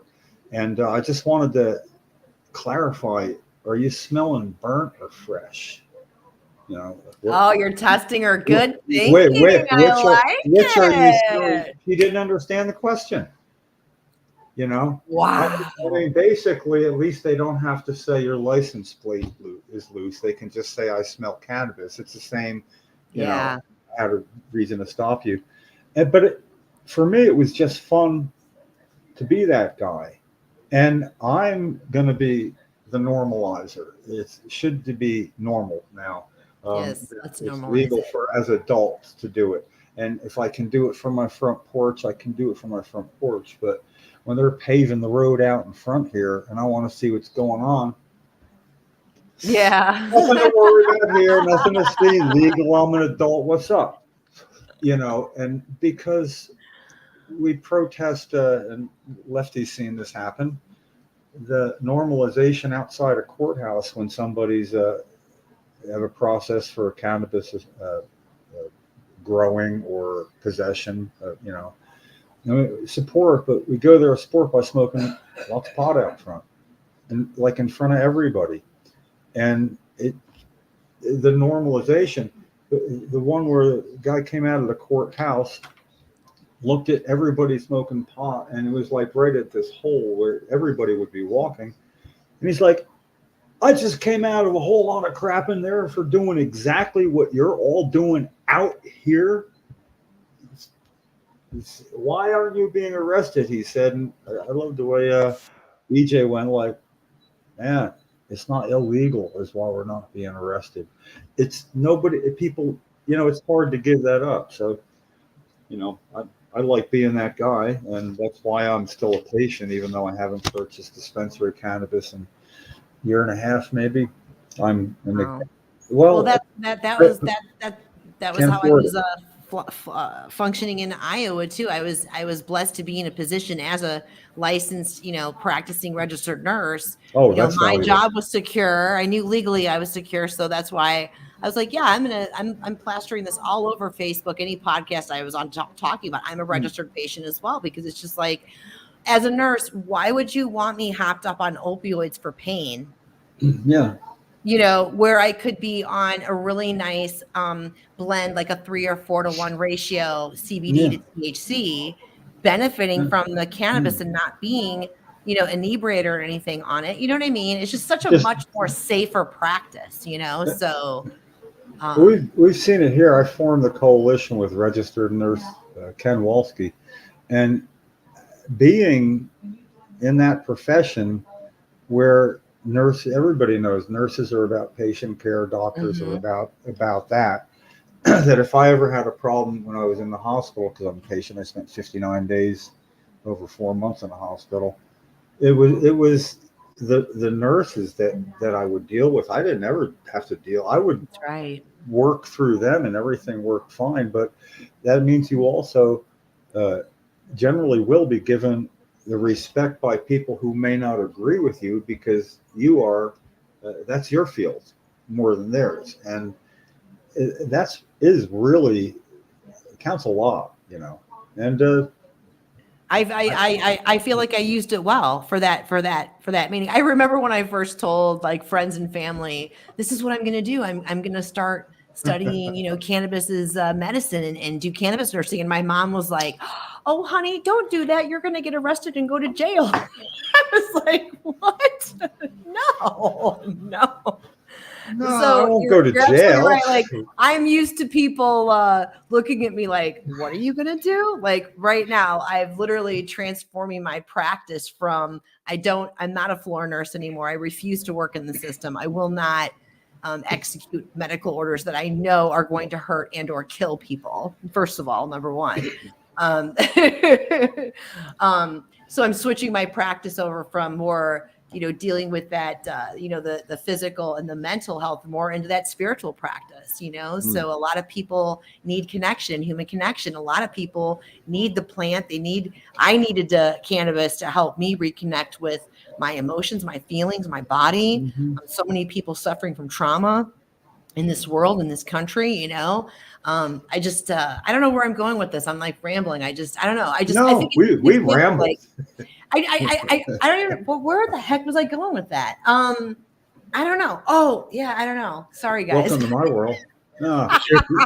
Is your family supportive now, or more? Oh yeah, that's what I meant. Like they're used to seeing me now. Now they're like, my mom's finally starting to come off pharmaceuticals a little bit and is leaning in more. How long? You know, How long ago did you make that decision and tell them? I mean, what time frame are we what, going into cannabis nursing? Yeah, when you made that. Hey, That guess was what I'm like going to right, like How I long just ago? got into it at the end of 2019, like right when right when Oh, the okay. pandemic. I mean, Yeah. I worked the pandemic as a floor nurse. That was it for me. Oh. I left floor nursing in 2021. Let me tell you, the things that I saw going on in the medical system, things that I wasn't supposed to see. I was just like, I want no part of this. I want no part of this. I remember marching. I mean, I'm not going to go off onto the pandemic. I remember No. marching into that administrator's office and telling her, I'm just going to let you know right now, I'm not taking the shot and I'm not administering it. And if you've got a problem with it, let me know right now. I'll give you my resignation. I'm out. So I do have major trust issues with the FDA. I have major trust issues with our politicians. There are just to see.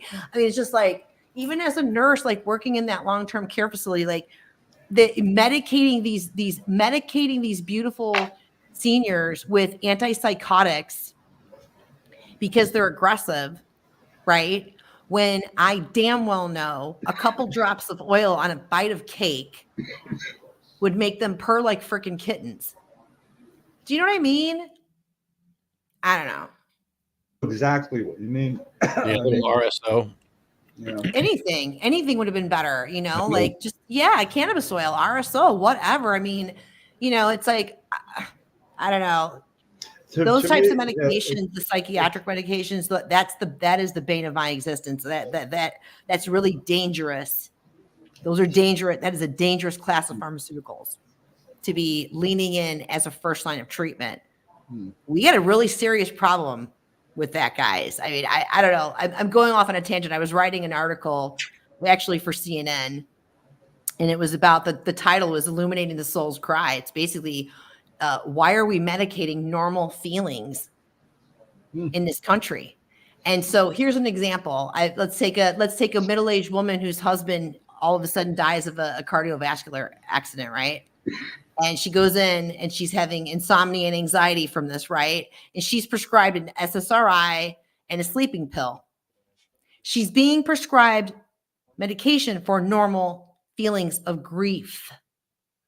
So instead of suggesting spirit, what about your clergy? What about, you know, group therapy? What about meditation? What are you eating? What are you sleeping? Can you take, how about the Family Medical Leave Act?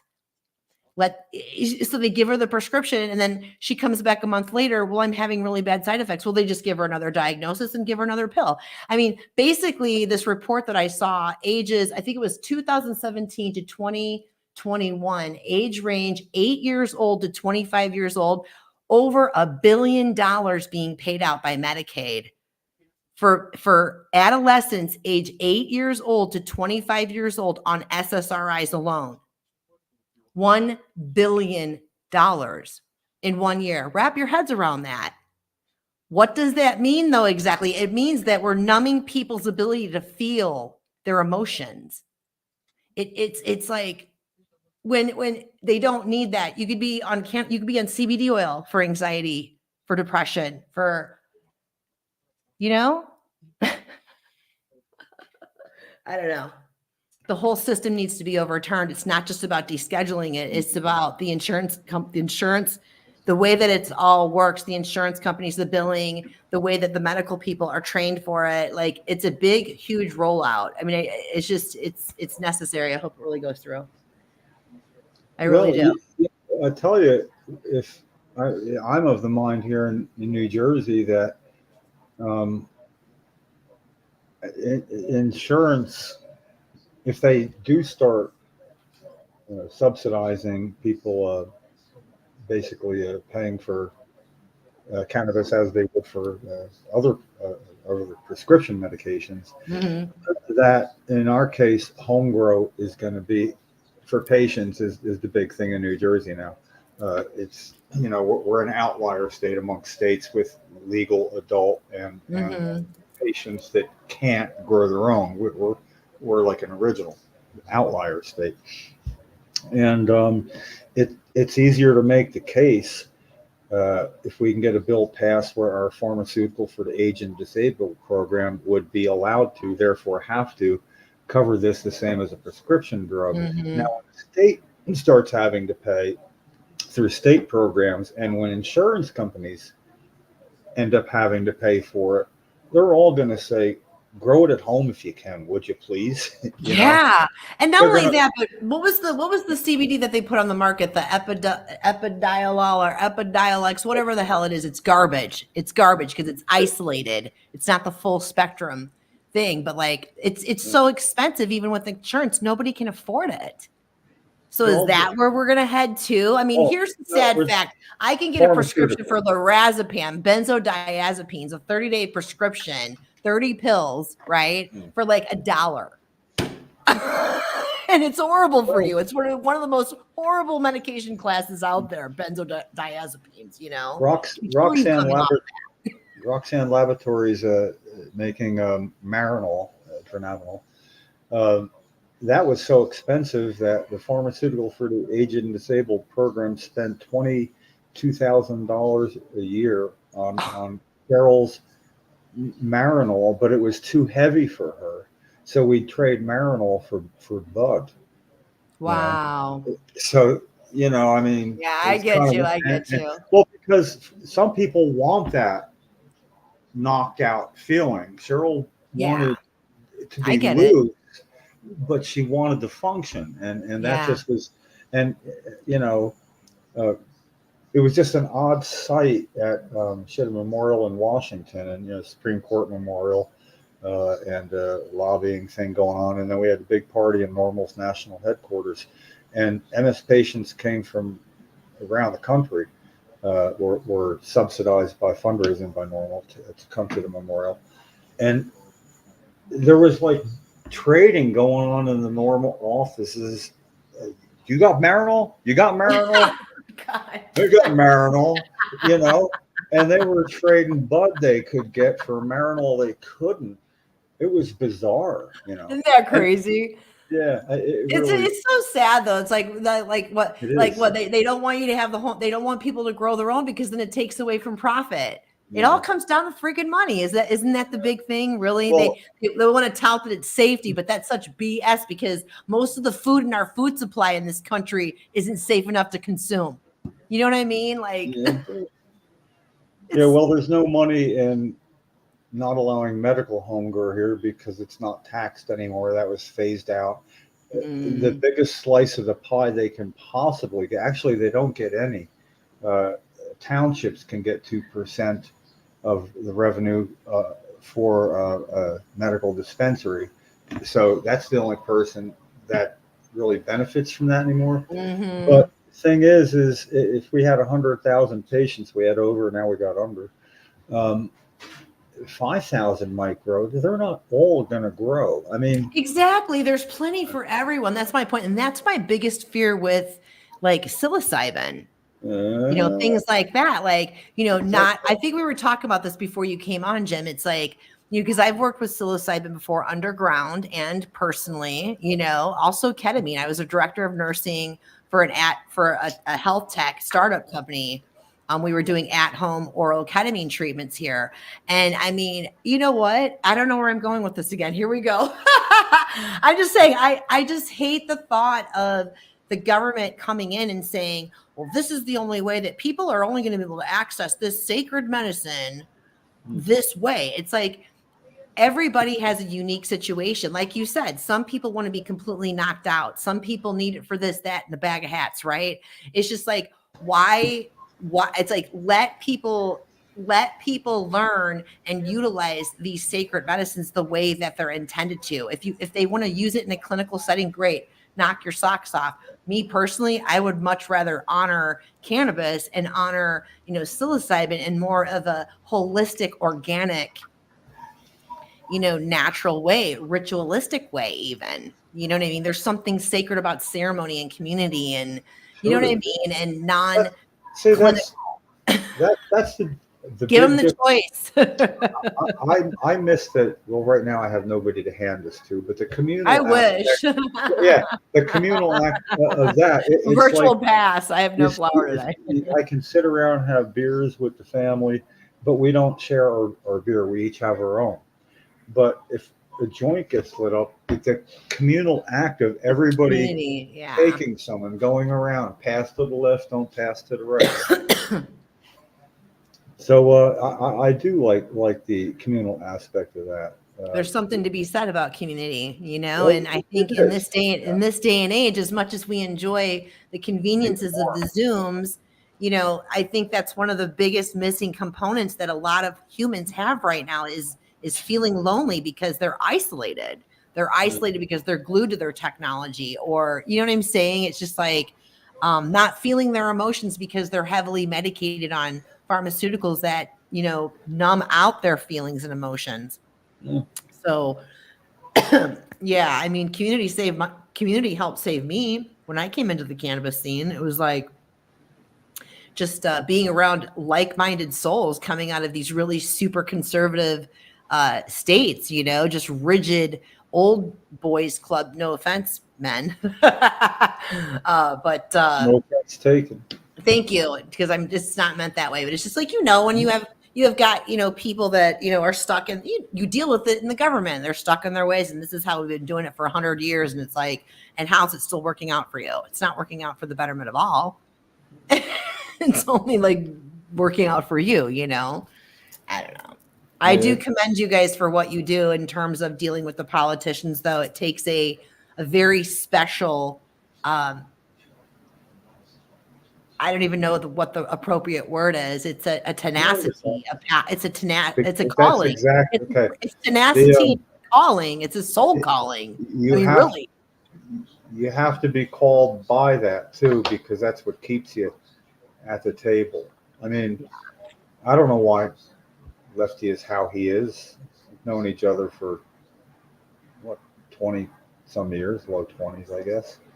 But there are just some people that stay at it, and for all the right reasons, and it takes a big bite at everybody too. You know, there's a price to pay.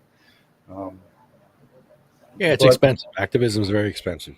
You know, I mean, there's a price to pay that, you know, at the end of every podcast, not necessarily this one, I get mixed up if it's the board meeting or the weekly podcast night.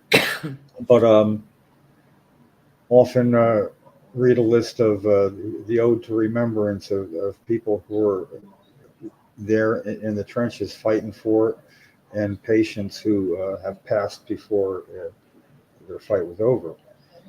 So he reads the list and occasionally dwell on one or the other. And the way we put it at the end of every podcast is our duty to make everybody feel like shit, and to realize that's where the calling lies. You know? Yeah. And Well, we can do that with you. We want you. You want to feel like shit with us? We can do the list, but I have a couple of questions first. The first time you ever smoked cannabis, is there a story behind it? How old were you? Where were you? What was the story? Me? Yeah. Everybody gets these questions. Everybody gets the questions. They're no different. This is a great story. Okay. So I grew up like my sister is 10 years older than me. Okay. And I remember when her and her husband would be around, I'd be like 9, 10 years old. And I just smelled this really, what I thought was just this horrible smell. Like, oh my God. I'm like, that's so gross, whatever. Anyway, no, now I'm like in love with it. Okay. I wish I could bottle it up in perfume and just spray it all over me. No.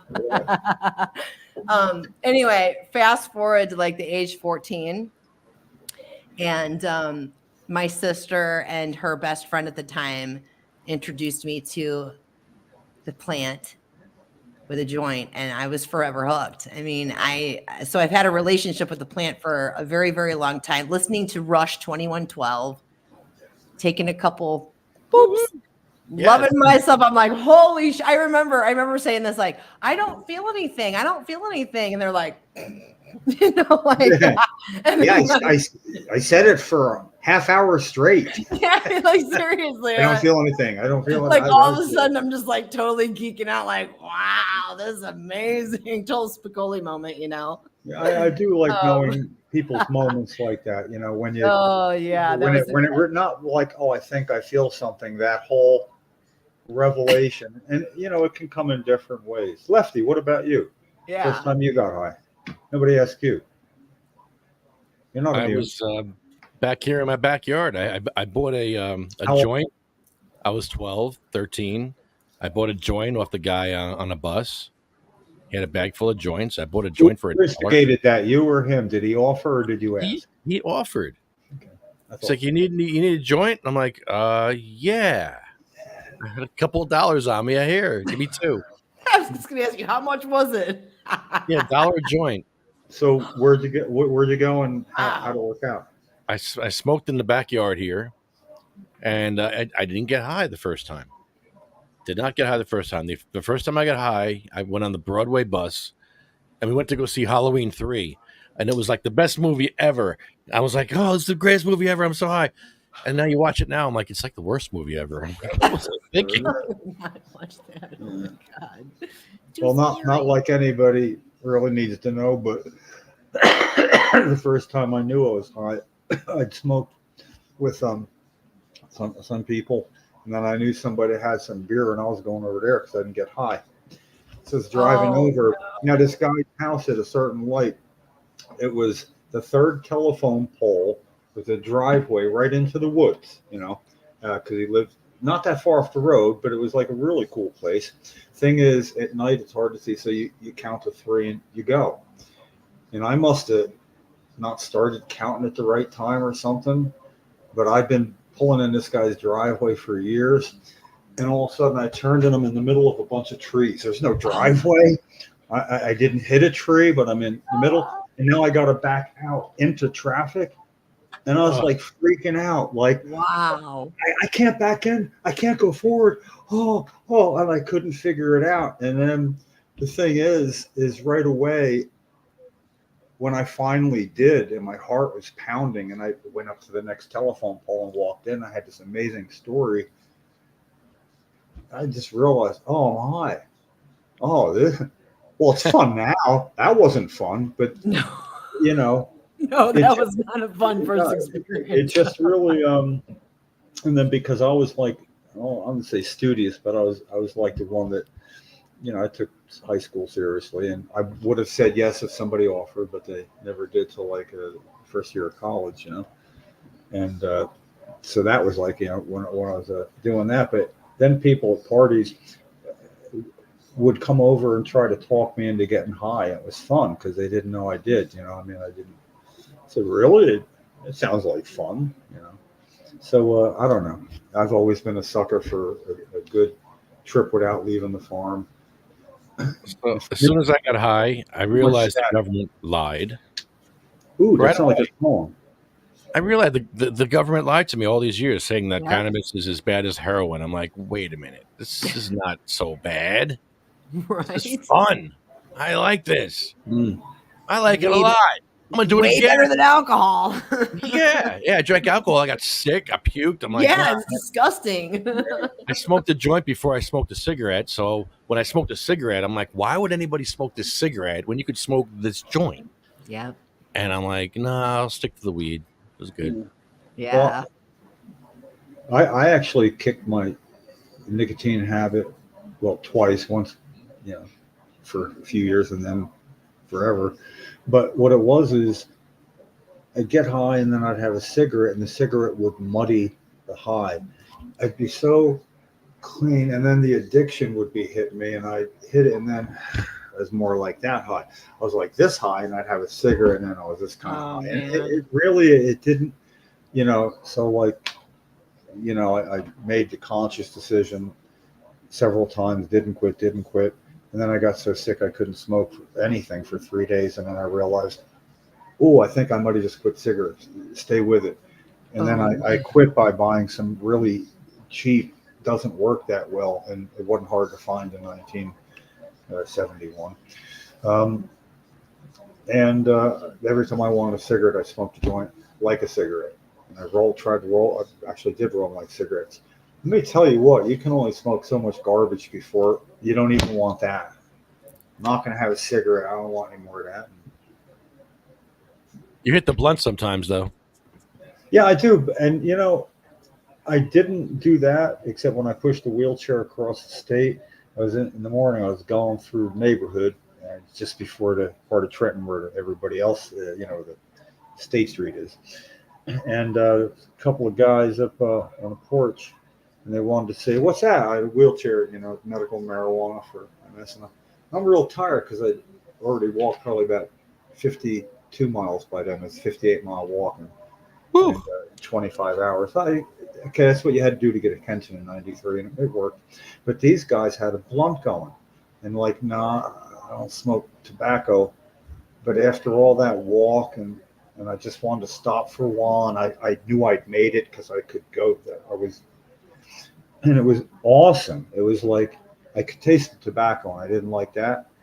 But I don't know if it made it a little different kind of high, maybe, because maybe a little bit of the muddy part. And so I never said no after that. I don't feel like having a cigarette. That's not Carrie. that's not an easy habit to kick. I kicked it myself. Oh, wow. It takes it feels like a whole other lifetime ago. Honestly, God, when was it I quit? Yeah. 2009, 10, something like that. I don't know. Oof, it's brutal. It's like psychological. Like you get getting over the physical addiction of it's like, okay, yeah, whatever. But it's like replacing the habit of it, Okay. How do you start a car back then to drive somewhere and then not light a cigarette? Car going, cigarette, window open. Exactly. Morning It's like, coffee. Morning coffee, sit down, have a beer. I'd be at a bar sitting like this. And I'd go, dude, let me and you'd have like an amp. let me have a cigarette. Like this long.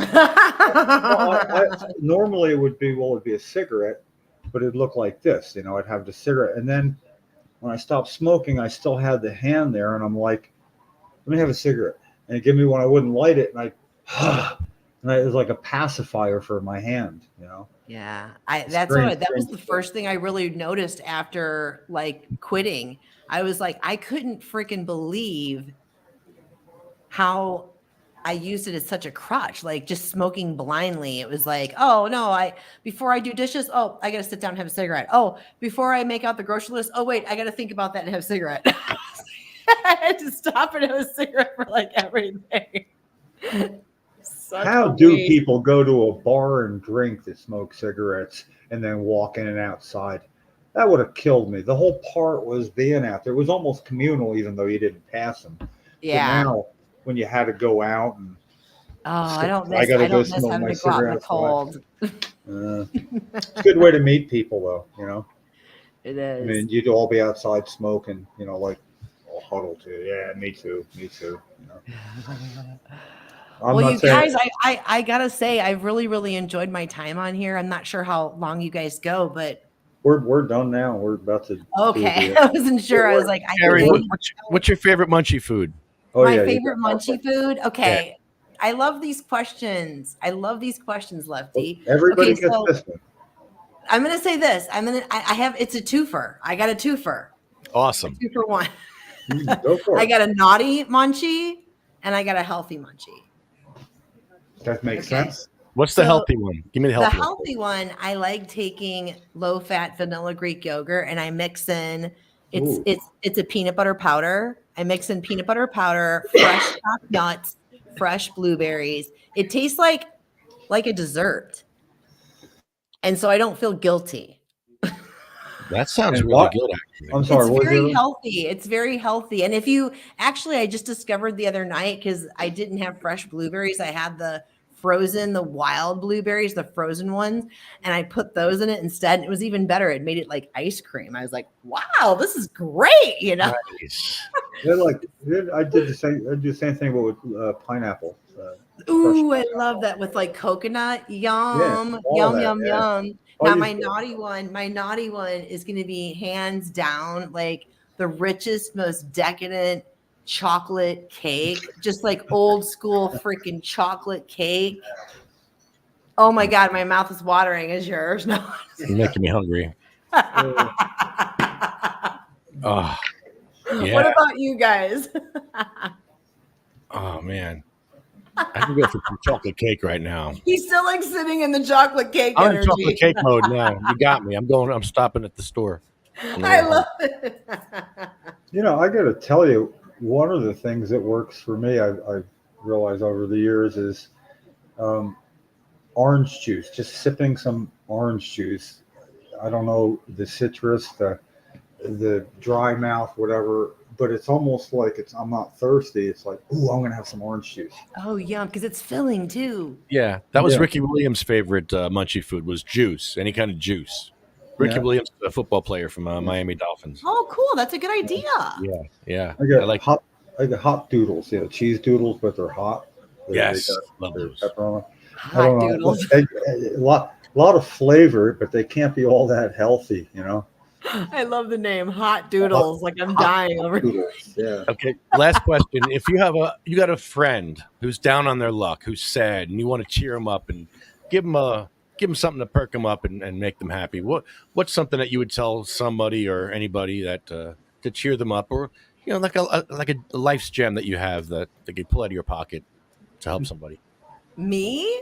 Yeah, Like what? Like a saying or what kind of cannabis strain? or something to cheer Green somebody. crack and love your life. You know what I mean? Yeah, that's what I mean. Like, I mean, if- seriously, go get green crack. Like, find it. That's a beautiful thing. If you want uplifting, like I love a dominant like sativa, like even like a hybrid, like a dominant sativa hybrid, like to like go to a music show, go to a music festival, like movement, that kind of thing. So All right, yeah.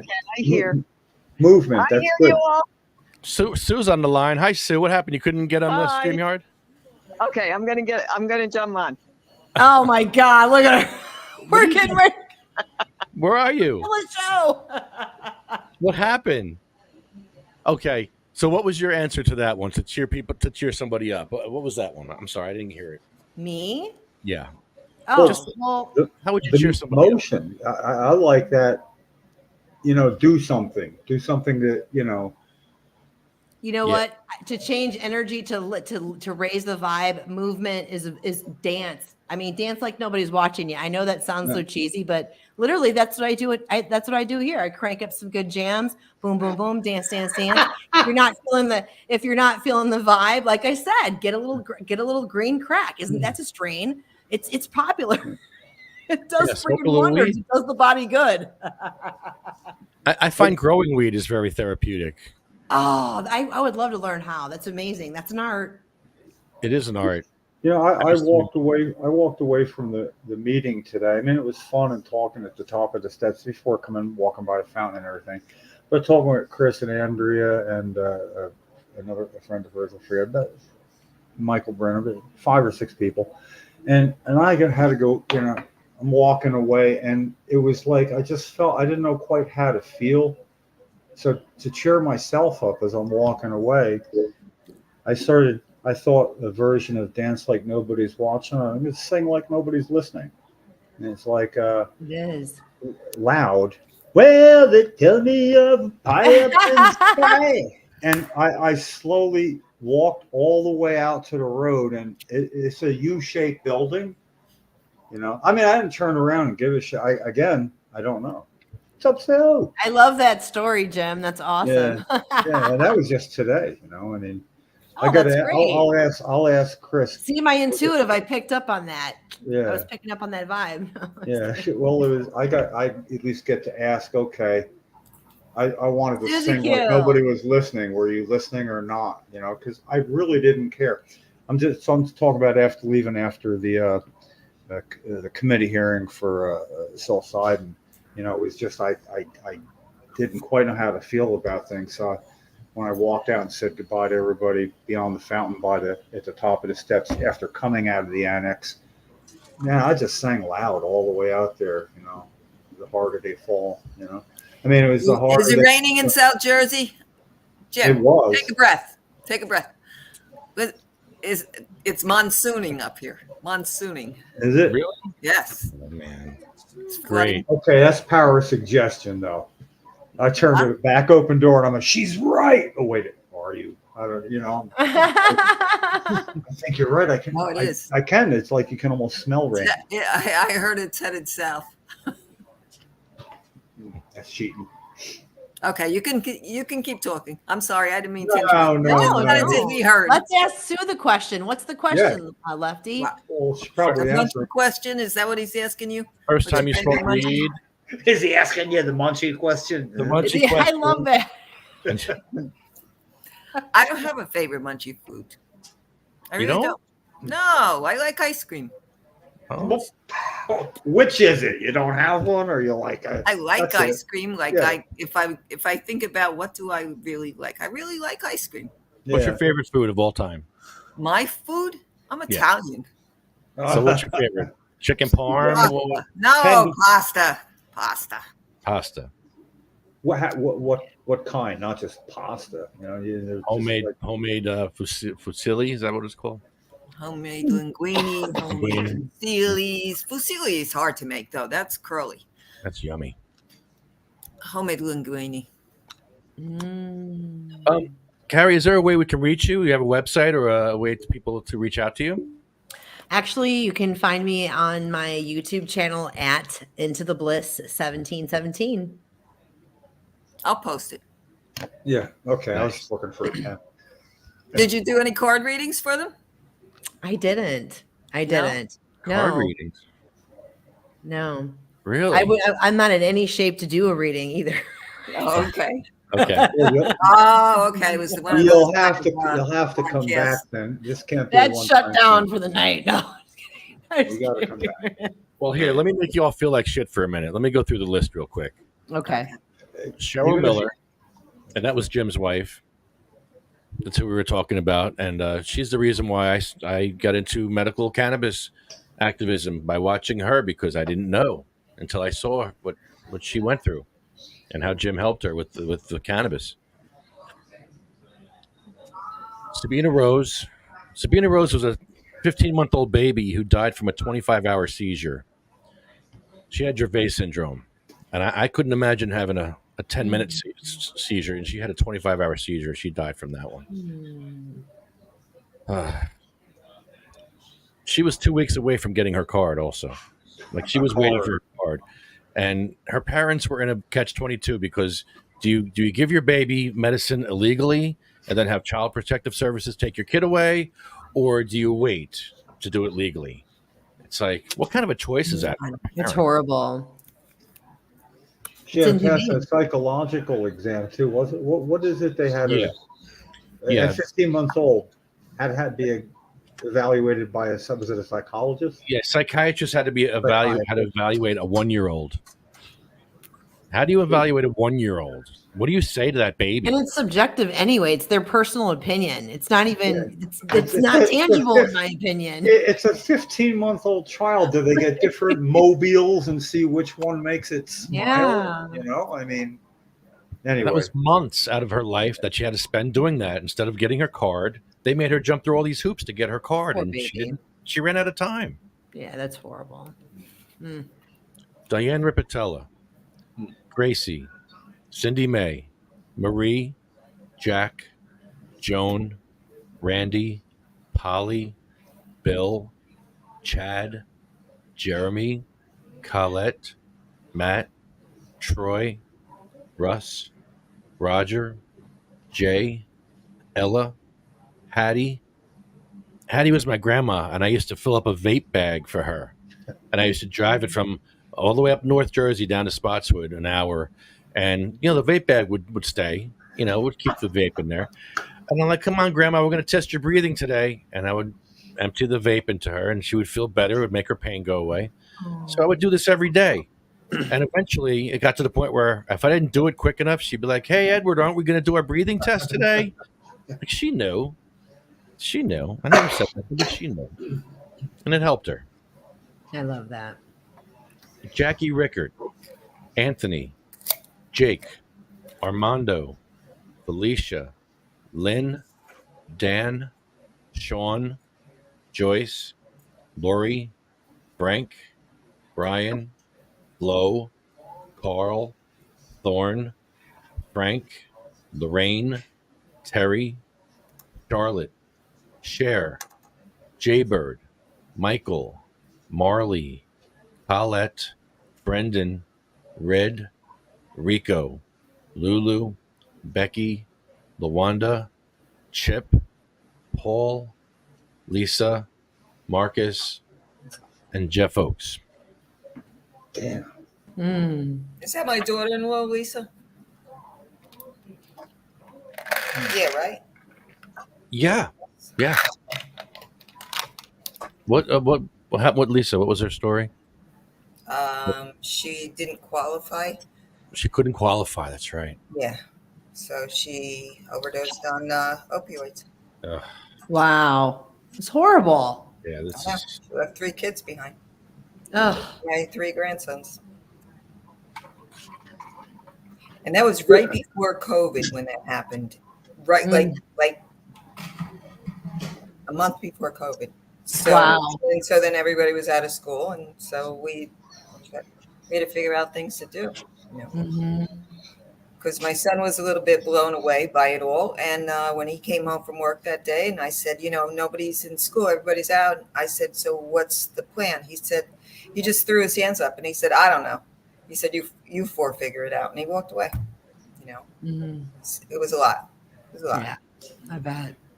Yeah, that sucked. Mm. But they're good now. Well, they're better. Not good. Yeah, they're better. Mm. Better My good. friend Jay is on this list. The guy who sings our theme song. Ah, He's on this list, and he called me. He called me before he died a few weeks, and he's like, "Lefty, I need to get in the medical cannabis program. What do I have to do?" And I told him all the hoops you had to jump through at that time. It was very hard to get a doctor, and it was very difficult. And it was easier for him to just go on the corner and get some heroin, and that's what he did Wow. because it was cheaper and easier to get heroin than it was to get into the cannabis program. Mm.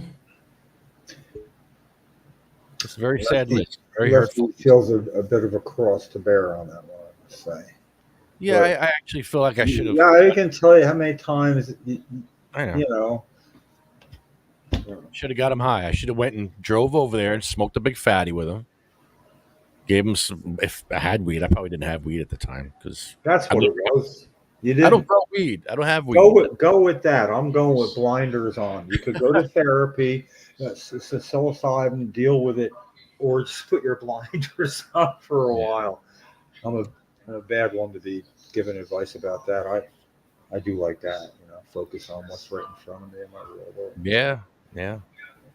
Mm. But that was a good job on making me feel like shit on that one. Though the whole wind up here.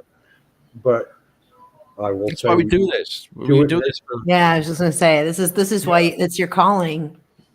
You know, Well, it's what you're honoring. it's what motivates. It's it's like Mhm. reminding yourself. Some people it'll be a pledge of allegiance. Okay, that reminds you of your whatever patriotism. And it feels good.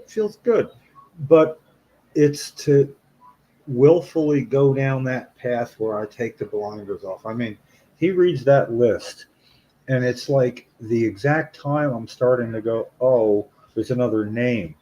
And at the pace he does, it's why I find myself nodding with it, just trying to see a flash of that person so they're not forgotten in my mind. And it's like getting punched back and forth for me, Mhm. But anyway, I'm ready to start it all over tomorrow then. You guys, thanks for having me. I really No, appreciate it. you gotta come back. Really, You gotta- really amazing evening. I've learned a lot. Well, that's why you got to come back, because we've assimilated a much better view of what's going on in Florida, and especially with Patient Awareness Day. Lefty's pretty much stolen that. It's like, wait a minute, oil upside down, 710. Okay, oil. God damn it, that defines patients. We're making that Patients Awareness Day. You got 420. We got. I We're like taking it. it back. We're taking it back for the patients. Yeah, Yeah. we're taking it back. I like it. So to do that, but then you've also raised our awareness of what's going on in Florida. I have a much better grip on all sorts of stuff. In Iowa, And Iowa too. Oh, So in yeah. Iowa, yeah. See, but Poor Iowa, man. Holy I- cow.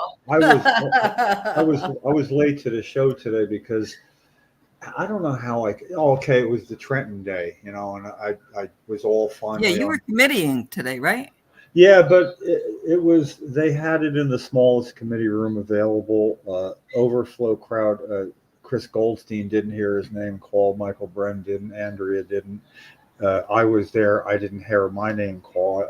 I don't know if Joe Vitelli's, I don't know. I mean, he could trust me. He knows me. He knows I'm not going to stick to the exact script of psilocybin except how it reads the home grow. That's what I do, And I had a good one. He would have liked it, but I did talk to Senator Singer, a Republican who supports home grow, as co-sponsor of the bill. So I did get to talk to him for a second and offer him my timeline of New Jersey medical home grow outlier state, and we talked about that for a second. So for me, good enough. It was a good little contact there, and we'll talk about that another time. But it was eye opener in not what the hell's going on, but the home grow part about, it's not the home grow part, the part that says it will not be unlawful for anybody to possess mushrooms. They don't say, or to grow mushrooms, but explain, Sue, why do they say it will not be unlawful? There's no will not be unlawful in the That's an compassionate use. oxymoron. Yeah, it's like not It's a double saying, negative. okay, but not saying legal on purpose, because to say legal, you'd have to like really nail it down with whereas, and there's and this section, and change this part of the code over here so it's in line with this.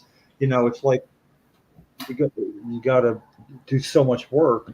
It's almost saying it will no longer. It's not unlawful to possess it. It's not unlawful. It's not unlawful. That 3 or 4 things aren't unlawful.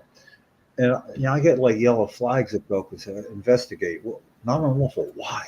What's going on? And it just seems like they're trying to work the crowd a little bit. Like, yeah, home grows in the bill. Oh, wait a minute, a little snag. Okay, it's not in here. We're pushing it through this way, and we'll, no. I feel like they're doing the same thing with this. Yeah, and then they had the distraction. Remember the other night when we were talking, and I said that they were doing the whole thing with the FDA approving ecstasy, but then they didn't. Yeah. They didn't approve it. They rejected So it. that was just like another distraction, It was just, let's It's- pay I attention don't to know. this. It's like this. Here's the fishing pole. Let me string you all along. Yeah. It Oh. did. Here, come with me into this room. It's what you wanted to see. Oh, wait, it's not here. Hey, while we're here, why don't we? No, I didn't. It's like here. Yeah, I love it. Yeah, that's in my head a lot. I mean, That's all it is. Look at Sue. She's laughing too. I Scary. see that. Isn't Carrie fun? I knew she would be fun. I knew I could trust. Oh, I could trust you guys alone with her. Oh, I was in good hands. They were gentlemen. She I'm fit right very in. They're awesome, aren't they? Good, awesome. I Yeah. love them both. yeah. That was On that funny. note, you guys, I'm gonna dip out. Yeah, It's like me too. I gotta about 30 go. minutes. I'm gonna be like this. Okay. Get it. Yeah, you got to go to the beach, right? Well, you Every got to morning, sunrise. you got to come back, and you're welcome anytime. It's not like being a guest. It's like coming to the playhouse. I'd love to. you know? Thank you. Yeah, so open invitation, I would think. Yeah. Hey, I already said so. you. I'm Wow. president of this damn club. I forgot, That's right. Throw your weight around. I'm Thank a you bit of very a much. I'm a bit of a figurehead, and the brains of the outfit pretends to be the treasurer. That's what goes on here. No, Unless I'm here to get thrown under the bus, though. Too, it could be. aren't you? Where's the president? Well, they're taking me away, and Yeah. you're doing the books. Whatever.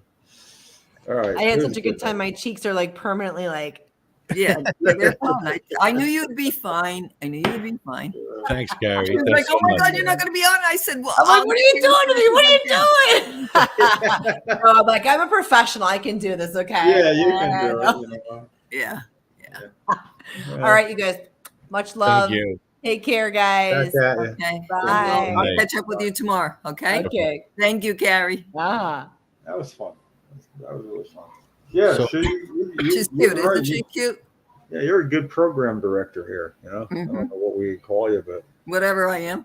yeah. Well, look at you know people that might work well here. So Yeah. you know how we are. You know how they are. Mhm. It's like quite a match. Yeah, and I know the people that won't fit in too, because I have other people asking me, and I'm Yeah. like, nah, I don't think Well, so far, you're about 1,000, except for it's actually really 100 because there is no 1,000%. except for Tim that night, right? He never showed. Oh yeah. Yeah. What happened to him? Let's get him back on. He's There you go. he's a fucking wacko. Yeah, let's get him on. Yeah. Oh no. He's like one of those guys that testified in court for people arrested for cannabis, and like he's got such a good history, and he used to be okay. He's fun, and he was funny, but now I don't know. He's a little bit twisted. No. A little twisted. So did Lefty tell you about our little adventure yesterday? No, I haven't had really talked to him except I got here a half hour late because I Yeah. forgot. And then you talked the whole time? I'm kidding. I don't know. No, actually, I've been. You were good? Real good. Well, there's a lot going on, and Uh-huh. it's quite a good new introduction to what's going on in Florida, and Yeah. another registered Iowa. nurse, somebody knows. She's a very interesting person. Yeah. But she's more north. So Yeah. as you go down the peninsula, just like every place else, everything changes.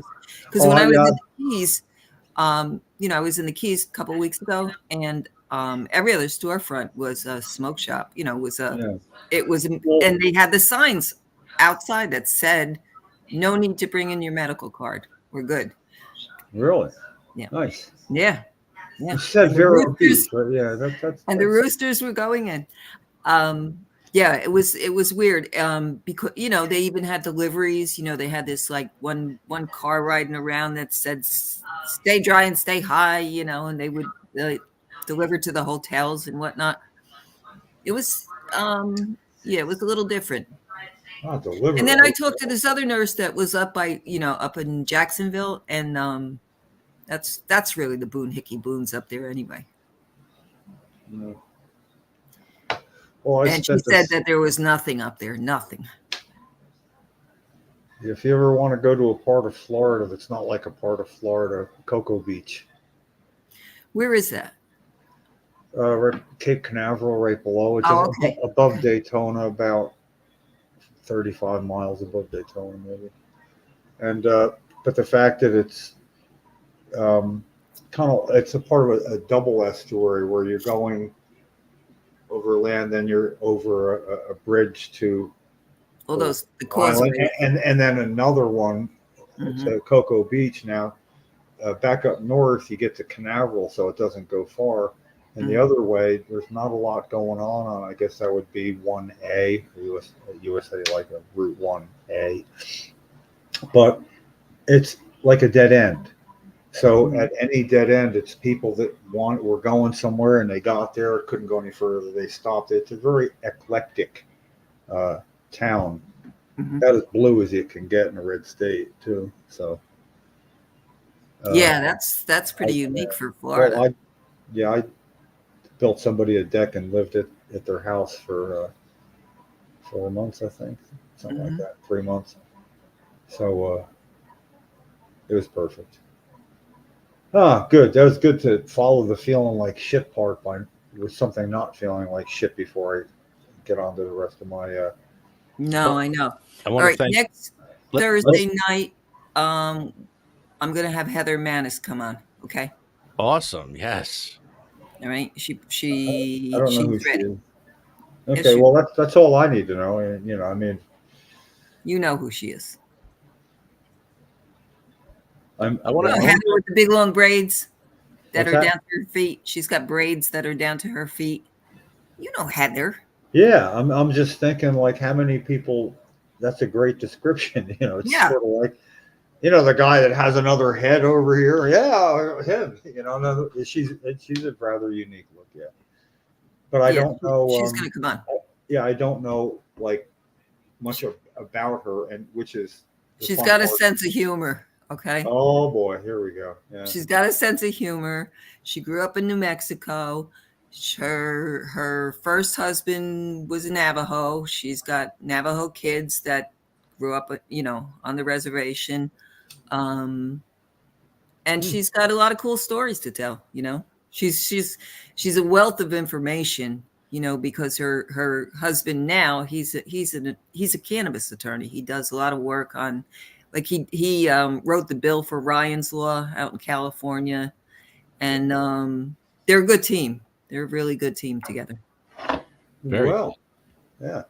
Yep. You see, So- Lefty, you got to get sections of the podcast that you could put together. So when you ask somebody to be on the podcast, they're going to either look you up and find a random episode, or you can give them a little mashup of, what the podcast is like when we're like a Yeah, night like. sizzle reel. I got to make a sizzle reel. Yeah, is that what it's called? Something. I'm just saying because, like, you're getting to be a known quantity with all your longevity and tenacity, and and it's most a of the- curiosity.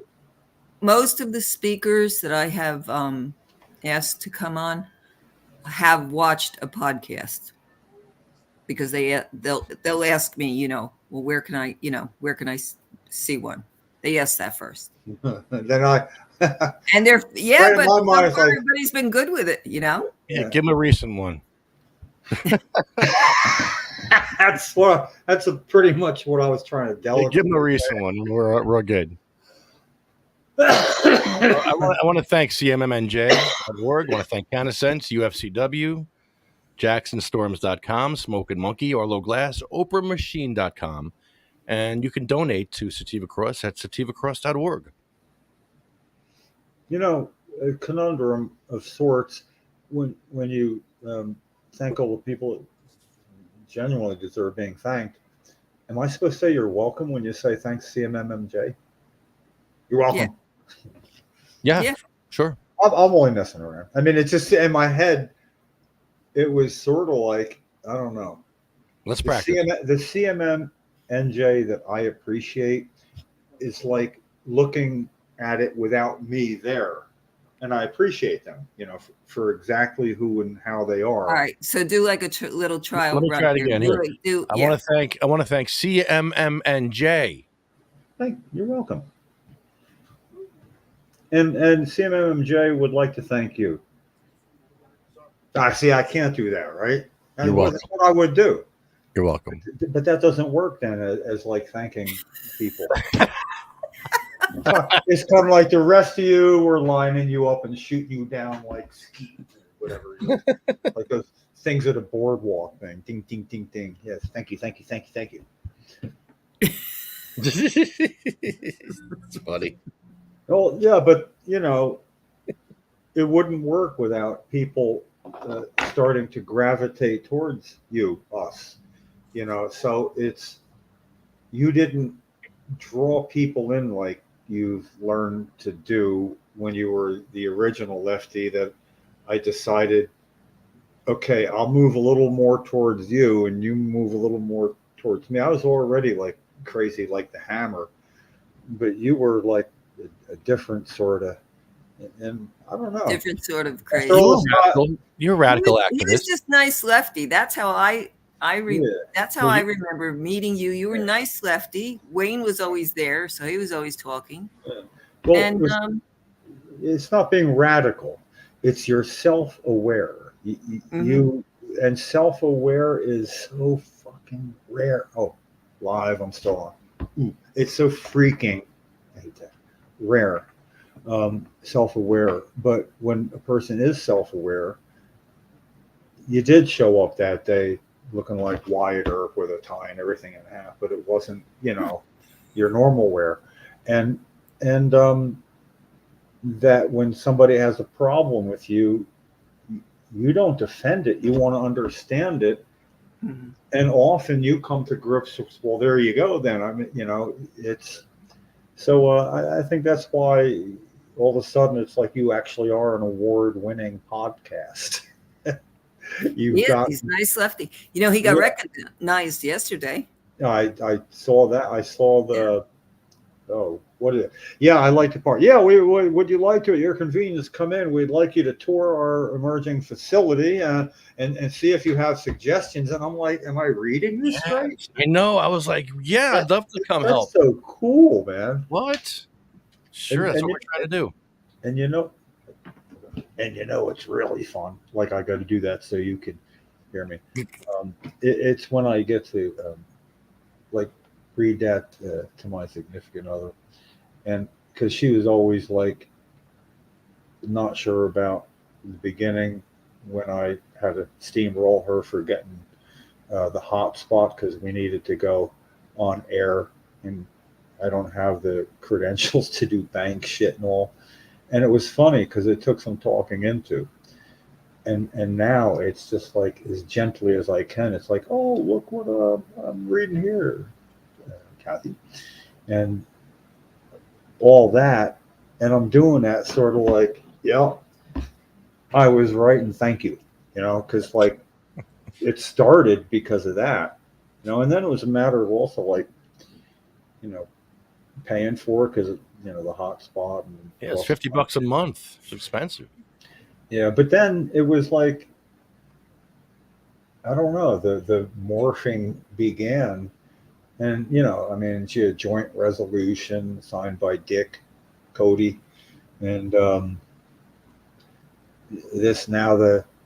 want Lefty on the ground floor if he's got any other suggestions to make sure it's accessible, It's like, man, it's like, that just makes you more in the door at other places, I would think. I mean, you get to start name dropping, Yeah, well, no, what was the name of the this entity that you are now hooked up with to make sure they're accessible properly? Liberty City wants us to Liberty City.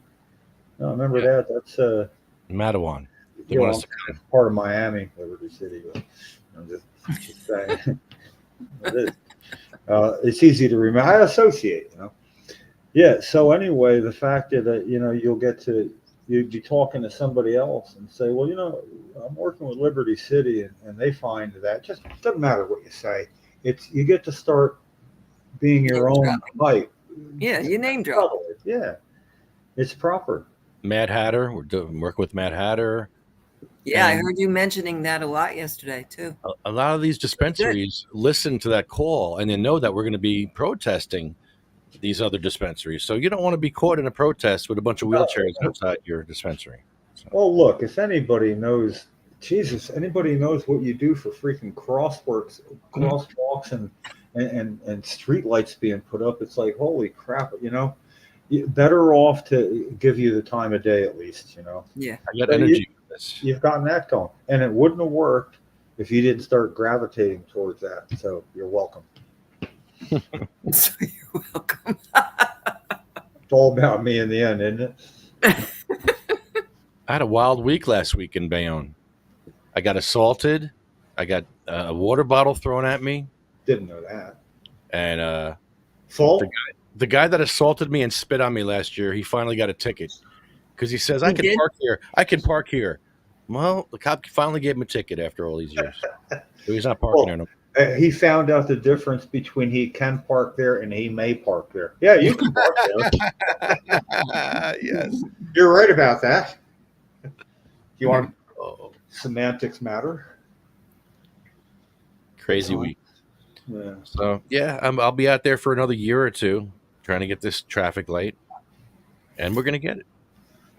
You think it's going to take that long? Yeah, it takes time.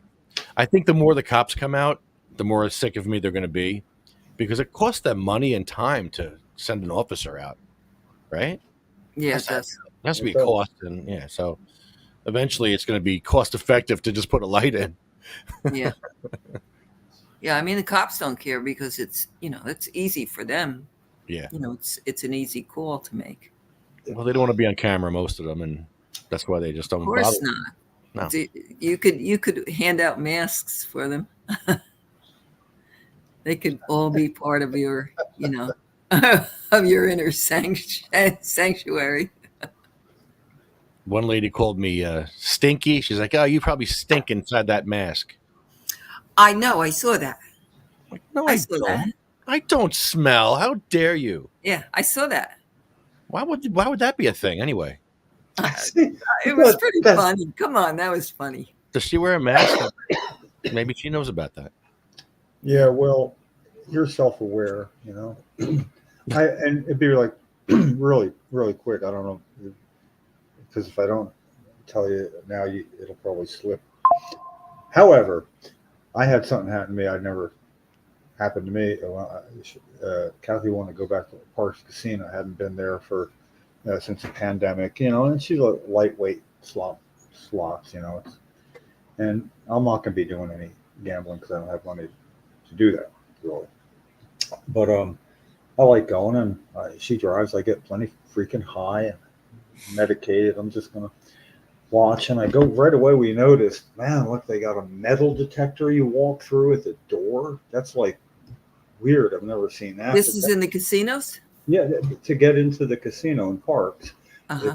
It's before just this little revolving door thing you get in and you get out on the other side, but now it was like pretty much the same size, but I'm like, wow, that's like totally different, and then it's like you didn't have to put your keys and things in anything, but they would wanded pretty much everybody for weapons. Yeah, because weapons. Whoa, okay, good. Okay, now I feel safe. I do. Yeah, whatever. So now you see how I'm kind of like leaning like this. I'd be on the back of the chair she's in there. I'm not going to take the seat next to her. I'm going to be like behind. I'm leaning like that. And within sight in the casino, but not within sight of her at the door there. Oh yeah, and I had my shirt on sativa to it. Except the things I cannot change, and indica to do something about the things whatever. It's this Serenity Prayer, but using a cannabis reference. And I don't know that has anything to do with it. Here's my point. I'm leaning there and wearing the same jeans and same belt and same shoes and the same t-shirt I wear all the time. And everybody always see it. As I'm leaning there, a guy, security guy, came over and his bell's ringing and stuff, and I'm higher than a kite, and I can't really hear what he said the first time, and it said something about ants or pants or something. I'm like, I'm sorry, what? He goes, I'm gonna have to ask you to pull your pants up, and I didn't know what he meant. I'm like wah wah wah wah, and they're all down, and I didn't know it. I mean, and then I realized. I went, wow, I'm too urban for you. And he's a man of color, And I felt like, is this real? And I'm like, kind of like laughing about it. It's pretty funny. But in retrospect, I thought if I wasn't that kind of high, I instantly would have said, if I recognized even what it was about, because I would have said, I will, but just a second. Kathy, would you please get up and take a picture of my butt from about 8 feet away, if you would? I'm not moving yet because I want to see what it is that he sees.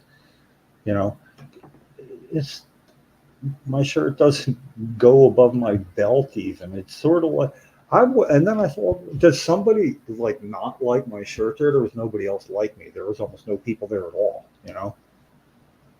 I don't understand. I'm not offended. It's funny, but I feel like I was profiled and I don't know what. I'm not supposed to be profiled. I'm a male. I'm white, not short. I'm not tall.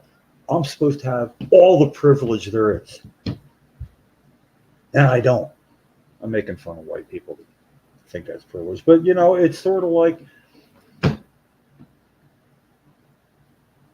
That was like that. That was like a it made no sense. You yeah, know, it made- long-haired freaky people. Remember that? Long-haired freaky people need not not apply. apply. Yeah, need not apply. Oh yeah. That's Yeah. that's one of the best songs ever, you know. It has a place in my life, you know. I had to wake up people in the recreational vehicle that was part of our crew when Cheryl and I first went to Florida in '97. Got a permit to for the ellipse and do things for medical marijuana. And anyway, at night we're staying in a motel, 4 people in a room, and then the recreational vehicle with 6 other people in it. So we were like renting one room and housing like 10 people and a dog.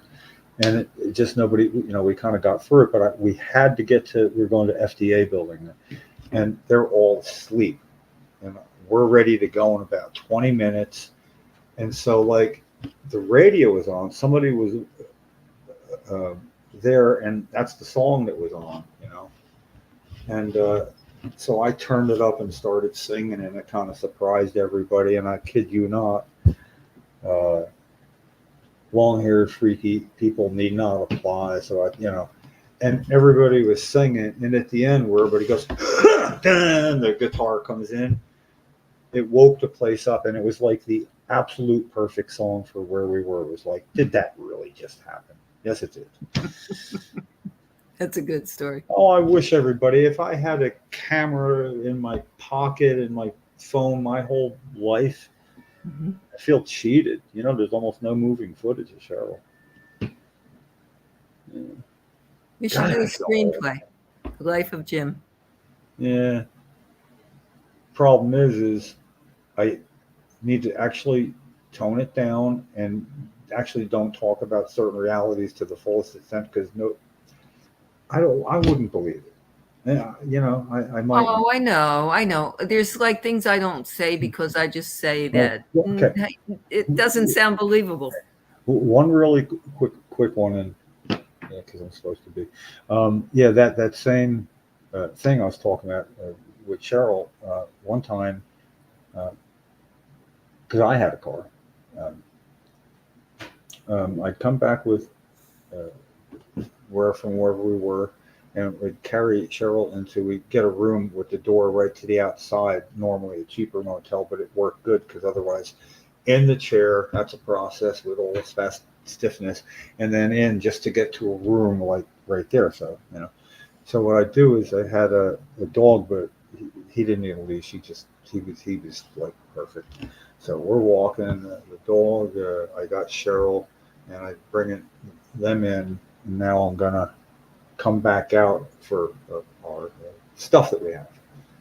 And other people are in the room, so I put Cheryl down. But as I was walking, carrying her, a page from a book, you know, just lazily blowing by, and I was amazed that it was going right across my path, and I could see it, you know, while I was carrying Cheryl, and I didn't have to move my foot. It blew under my foot, and I stepped on it, and then continued walking. So when I came back out for luggage, I picked up the page. Now, who's going to believe it was from Martin Luther King's letter from Birmingham jail, I think it was. Is that what it's called? Yeah. Yeah. With the page where it said, we have a moral obligation to obey just law. Likewise, we have a moral obligation to disobey unjust law with a willingness to accept the consequences. So I'm paraphrasing as much as I can remember. That I'm reading that on the way in, and this was like after Cheryl had done the test in from the hospital bed at the State House, our first civil disobedience, you know, and we'd watch something. I guess it was going by. I don't even know if it was called Martin Luther King Day then, but you know, things were on it, and we watched something, and she was just so impressed with that, and how crossing paths with then Rosa Parks being all about, I guess it wasn't maybe just Martin Luther King, but it's really like that, and decided we should go to Washington to do that. I mean, we'd already been in Washington, but we should do what we did at the State House in Washington. And I said, "Oh, that's going to be it." You have some really good memories, though. But how do I tell somebody about that? I'm telling you because unless I'm not remembering something that didn't happen. It's things like that, and being in position to experience things like that. We're at odds with James Frey, who wrote a book, 500 Grains of Sand or whatever. It's quite the Oprah Winfrey championed it. It went to the bestseller list, and everybody found that he's a piece of shit, lying about everything. Total freaking hoax. I mean, it was based on some truth, but it all fell apart. And then Oprah made a big deal. And all of a sudden, what do you mean memoirs aren't real? Well, no, you can't fact check everybody's memoir. And I was writing a book then. I came, if I wasn't so overwhelmed by how Chicago looked when you see it for the first time driving to Wisconsin, I had extra time, so I was going to deliver a bill. I think it was like for $1,283 to her main office, and say, it was because this is the extra work I have to do to back up a book I'm writing, because nobody is going to believe it after she championed this guy's book. Now everybody's questioning what's going on and what I'm writing, and I've had to do a lot of extra work, and this is what it costs. Just going to yank her chain, I just wanted Oprah Winfrey to say, wow, there's another strong woman in town somewhere in this country, and her name's Cheryl. Holy crap. That was my way of, I was going to give her a bill to get her attention. Why not? I'm going by Chicago. Then the reality and the size of Chicago, and I knew where I would have to drive, and I'm going to Wisconsin. I'm almost there. And I said, I blew that one off. I got a lot of good ideas. I don't go through them all. Oh, well.